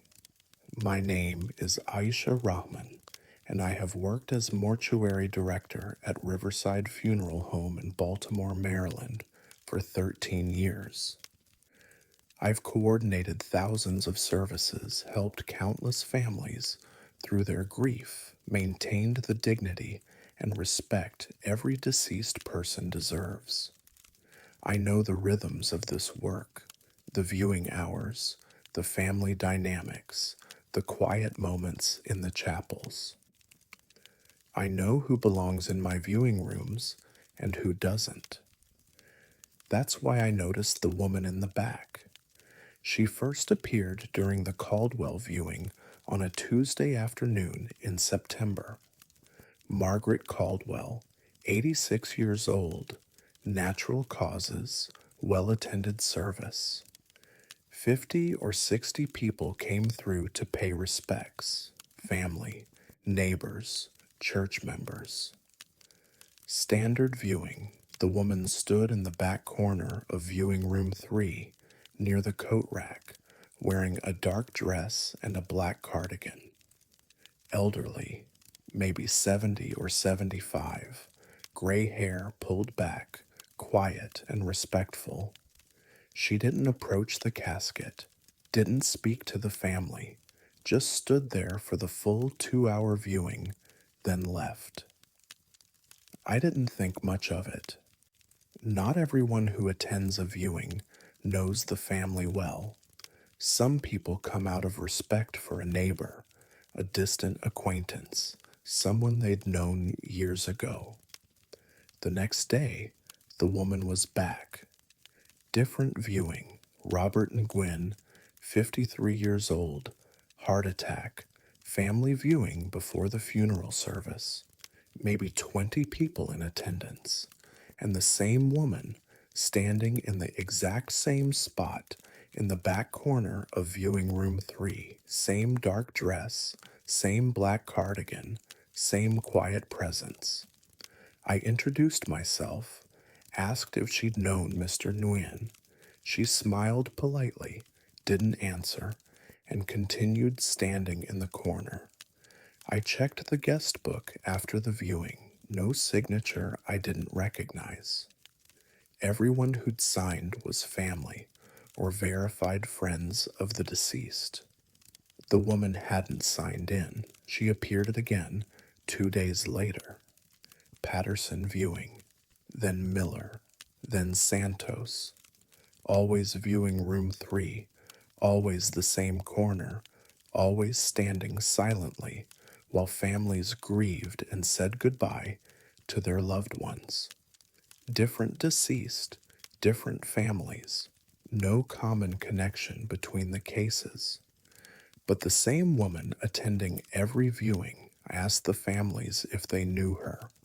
None of them did. Described her. Elderly woman, gray hair, dark dress. No one recognized the description. Some said they'd seen her but assumed she was with another family. Others said they hadn't noticed her at all, but she was there, every viewing in room 3 for 2 weeks straight. I started checking the guest books more carefully, comparing signatures to faces, making sure I could account for everyone who attended. The woman never signed, never wrote her name, never left any record of her presence. I pulled the security footage from our entrance camera, reviewed the recordings from each viewing she'd attended. She never appeared on camera. Families entered, signed the book, proceeded to the viewing room. The footage showed every person who walked through our doors, but it never showed the elderly woman in the dark dress. I watched people enter room 3, watched them exit, counted them. The numbers matched. Everyone who went in came back out, except the woman was inside. I'd seen her, stood in the same room with her. She was physically present, but she wasn't on the security footage. I checked the guest logs against the camera. Timestamps. During the Caldwell viewing, 17 people signed the guest book. The camera showed 17 people entering the building, but I'd counted 18 people in the viewing room. The extra person was always the woman in the back corner. I started asking her directly. During the Morrison viewing, I approached her, asked her name, how she knew the deceased. She looked at me with pale gray eyes, smiled softly, and didn't respond. Just turned back toward the casket, hands folded, standing in that same corner. I stepped closer, tried to engage her in conversation. She didn't acknowledge me, didn't move, didn't speak, didn't react to my presence at all. But when I reached out to touch her arm, to get her attention, my hand went through empty air. She was standing there. I could see her clearly, the dark dress, the cardigan, the gray hair. She was solid, visible, occupying space in my viewing room, but when I tried to make physical contact, there was nothing. My hand passed through the space where she should have been. I stepped back, looked around the room. The family was focused on the casket, on their grief, unaware of my interaction with the woman. She continued standing in her corner, motionless, eyes fixed on the deceased. I checked the guest book for the Morrison viewing. 11 signatures. I counted the people in the room. 12. The woman wasn't real, couldn't be touched, didn't show up on security footage, never signed the guest book. But she was there, visible, attending viewings for deceased people she had no connection to. I started documenting her appearances, noted which viewings she attended, which room, what position she stood in. Over the next month, she appeared at 23 viewings. Always room 3, always the back corner, always the same dark dress and cardigan. I checked our records for room 3, tried to find a pattern, a reason why she only appeared in that specific room. We have 3 viewing rooms total, all used regularly, but she never appeared in rooms 1 or 2, only room 3. I researched the building's history. Riverside Funeral Home has been operating since 1932. Room 3 was part of the original construction, though it's been renovated several times over the decades. I found the old guest books in our archives, started going through them, checking signatures from viewings held in room 3 over the years. I found her name in a book from 1967. Eleanor Pritchard signed in for a viewing on November 3rd, 1967. Her signature appeared in guest books regularly through 1981, dozens of viewings, all in room 3, spanning 14 years. Then her signatures stopped. I checked the obituary records. Eleanor Pritchard died in February 1982, age 73. Funeral services held at Riverside Funeral Home, viewing in room 3. I pulled the records from her service. 47 people signed the guest book, but in the notes section, we used to keep handwritten notes about each service. The director had written, Mrs. Pritchard attended numerous viewings over the years. Regular presence will be missed. Eleanor Pritchard had attended viewings at Riverside for 14 years, not for people she knew, but because she wanted to be there, because she believed every person deserved someone to bear witness to their passing. She'd died in 1942, 41 years ago, but she was still attending viewings. I started checking her attendance pattern more carefully. She didn't appear at every viewing in room 3, only specific ones. I cross-referenced the deceased, age, cause of death, family size. She appeared at viewings for people who died alone, people with small families, limited attendance, quiet services, people who might otherwise have had empty viewing rooms. Eleanor Pritchard was still doing what she had done in life, bearing witness, making sure no one was mourned alone. I stopped trying to identify her to families, stopped approaching her, stopped expecting her to respond. I just let her stand in her corner, attending the viewings, fulfilling the role she'd maintained for over 50 years. But I started noticing something else. The families whose viewings she attended always commented on how peaceful the service felt, how they felt supported, even if attendance was light. Several mentioned feeling like their loved one was surrounded by care, even when the room was mostly empty. They couldn't see Eleanor, but they felt her presence. I checked the guest books again, started looking at services Eleanor had attended during her lifetime, the notes from directors, the comments from families, well-attended service. Family felt supported, peaceful atmosphere. The same phrases appeared in notes from viewings she'd attended 40 years ago, and they appeared in notes from viewings she attended last month. She was still doing the work, still providing comfort, still making sure the deceased weren't alone in their final moments above ground. I've started leaving the back corner of room 3 empty during viewings. Don't place chairs there. Don't position flowers there. Just leave the space open. For Eleanor, she appears at 2 or 3 viewings per week now, always for the quiet services, the small gatherings, the people who died without large social circles. I don't mention her to the families, don't point out the woman in the dark dress standing in the corner. They can't see her anyway, but I see her, and I make sure room 3 is available for the viewings that need her most. Last month, we had a viewing for a homeless man who died in the cold. No family, no friends, just a social worker who'd known him and wanted to make sure he had a proper service. Eleanor stood in her corner for the full 2 hours. The social worker was the only other person there for the first 90 minutes. Then, near the end, a few other people arrived.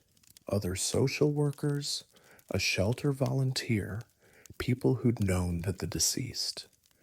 They all commented on how they'd felt drawn to come, how they hadn't planned to attend, but felt compelled to show up.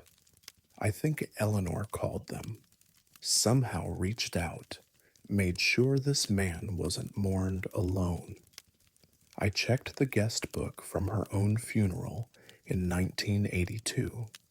47 signatures, a full room, well-attended service for a woman who'd spent her life attending the services of strangers. Room 3, where she'd stood in the corner for 14 years, bearing witness, where she still stands now. I've worked in this industry long enough to know that death doesn't always mean departure. Some people stay, not because they're trapped, not because they're haunted, but because the work they did in life mattered to them. Eleanor Pritchard attended viewings because she believed everyone deserved to be mourned, deserved someone to stand in the room and acknowledge their passing. She's been doing it for 56 years now, and I'm not going to stop her. I'll keep room 3 available, keep the back corner empty, keep scheduling the quiet viewings, the small services, the lonely farewells, because Eleanor will be there, in her dark dress and black cardigan, gray hair pulled back, standing peacefully in the corner, making sure no one leaves this world alone.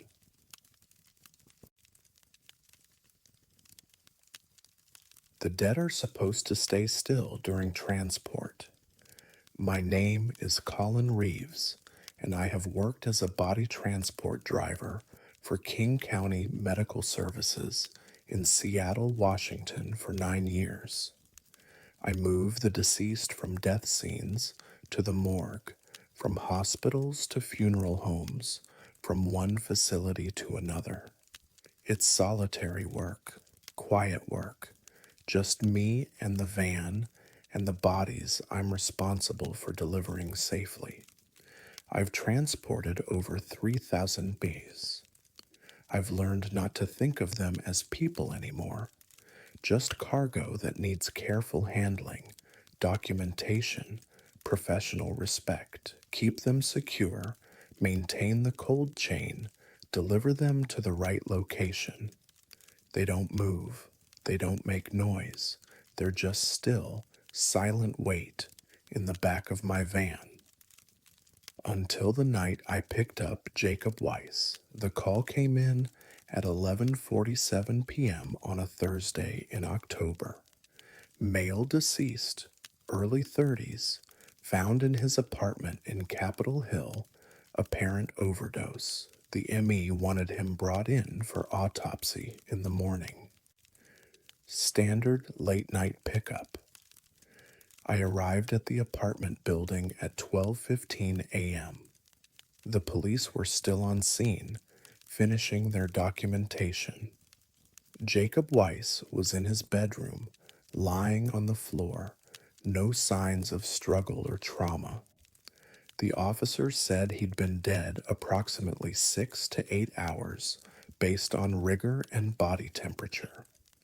I prepared the body bag, worked with the officer to transfer Weiss into it, zipped it closed, loaded him onto my gurney, wheeled him to the van, secured him in the back, filled out the paperwork, got the officer's signature, closed the van doors.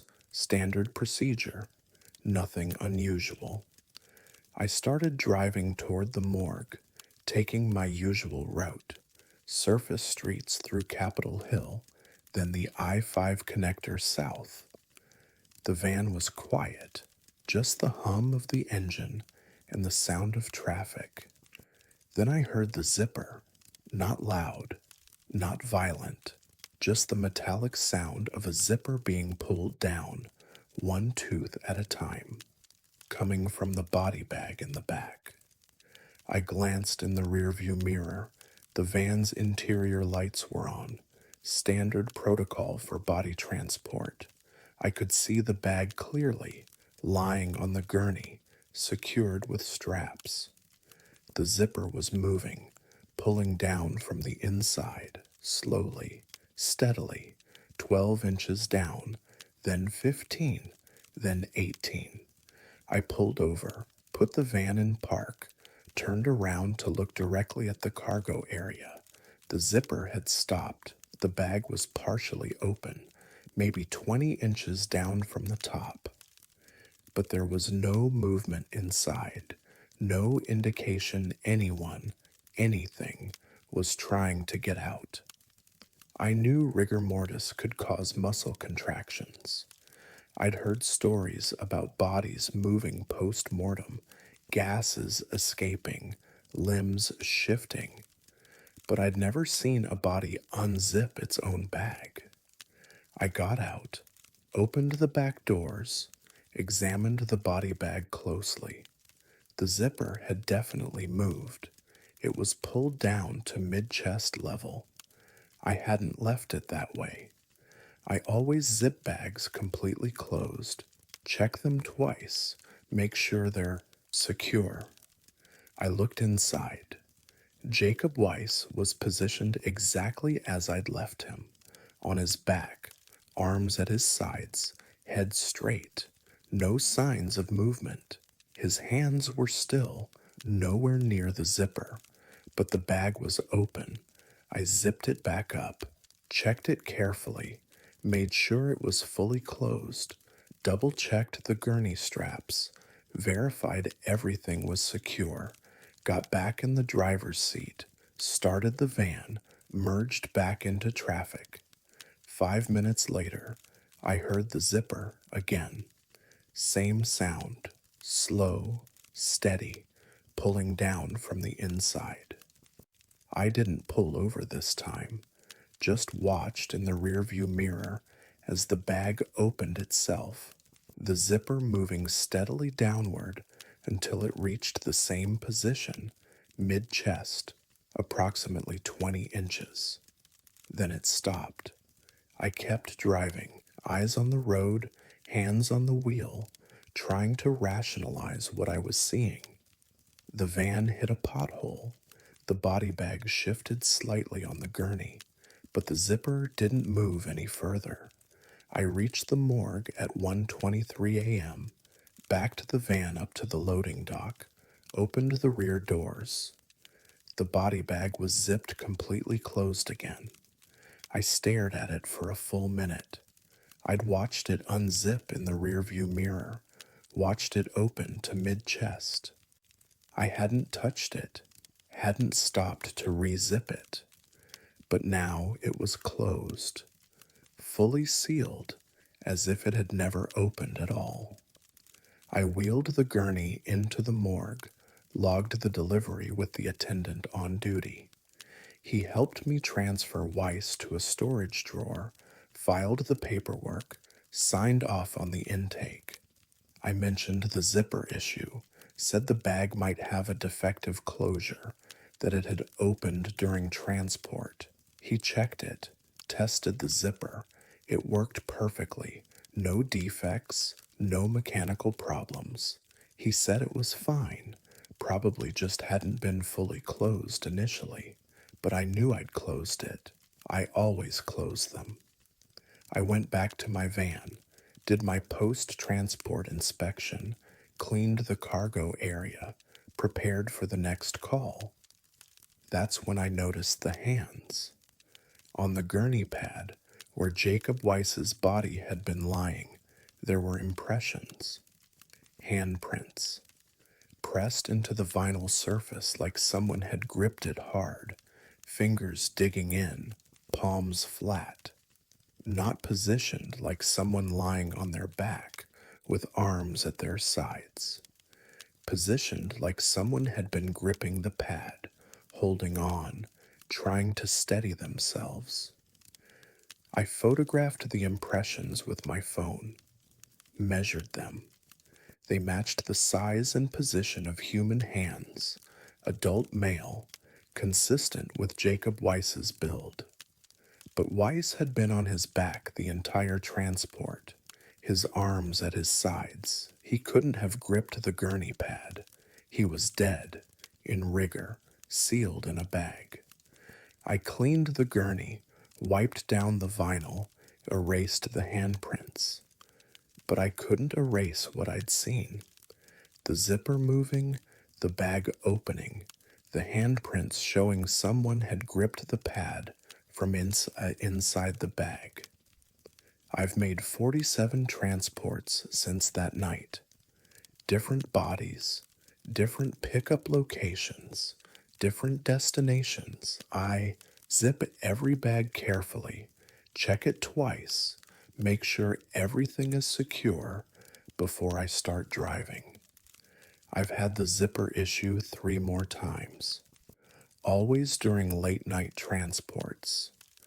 Always the same slow, steady sound of the zipper pulling down from inside, always stopping at mid-chest. And when I reach my destination, the bag is always zipped closed again. I've started checking for handprints on the gurney pad after every transport. I find them maybe 1 time in 10.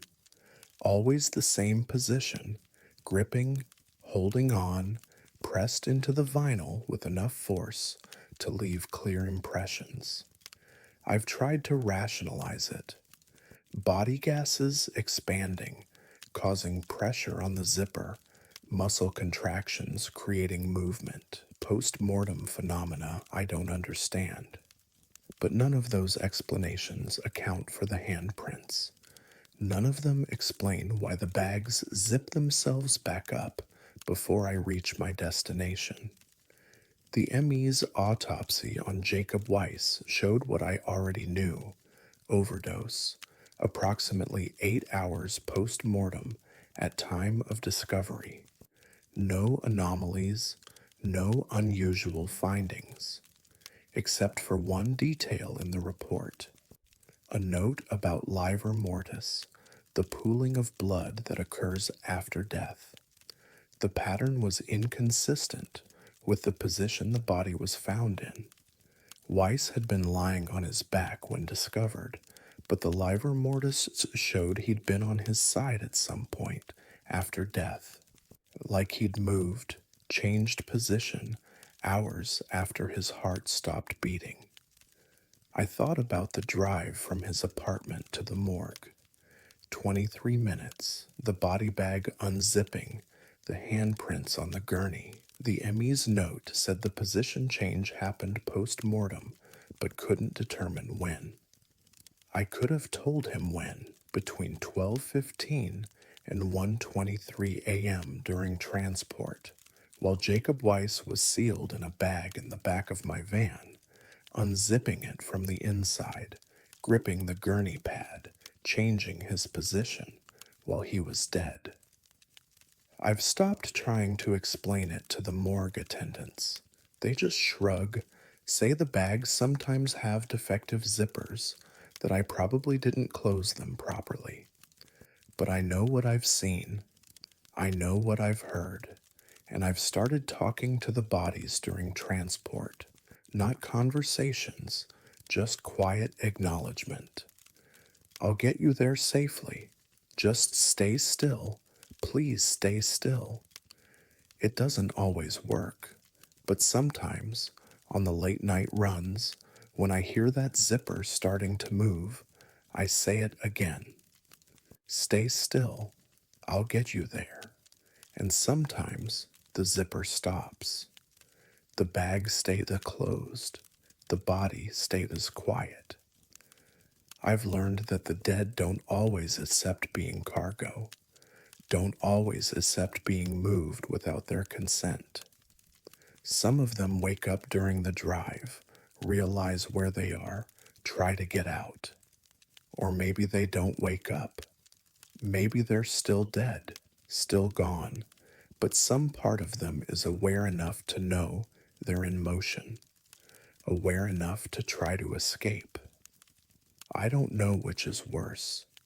The thought that they're conscious during transport, trapped in a bag, unable to speak or breathe or call for help, or the thought that death doesn't mean stillness, that some part of us keeps moving, keeps trying, even when our hearts have stopped and our blood has pooled and our bodies have grown cold. I've requested day shifts, told my supervisor I prefer daylight transports, fewer late night runs. He accommodated. Most of my pickups now happen between 8 a.m. and 6 p.m. The zipper problem has decreased. I've only had it twice in the last 2 months, both times during evening transports that ran past sunset.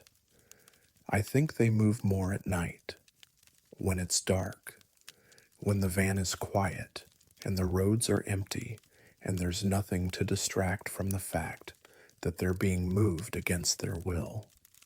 I don't transport bodies the same way anymore. I talk to them. I explain where we're going. I apologize for the indignity of the bag, the straps, the cold storage drawer they're heading toward, and I check the handprints. Every transport, every delivery.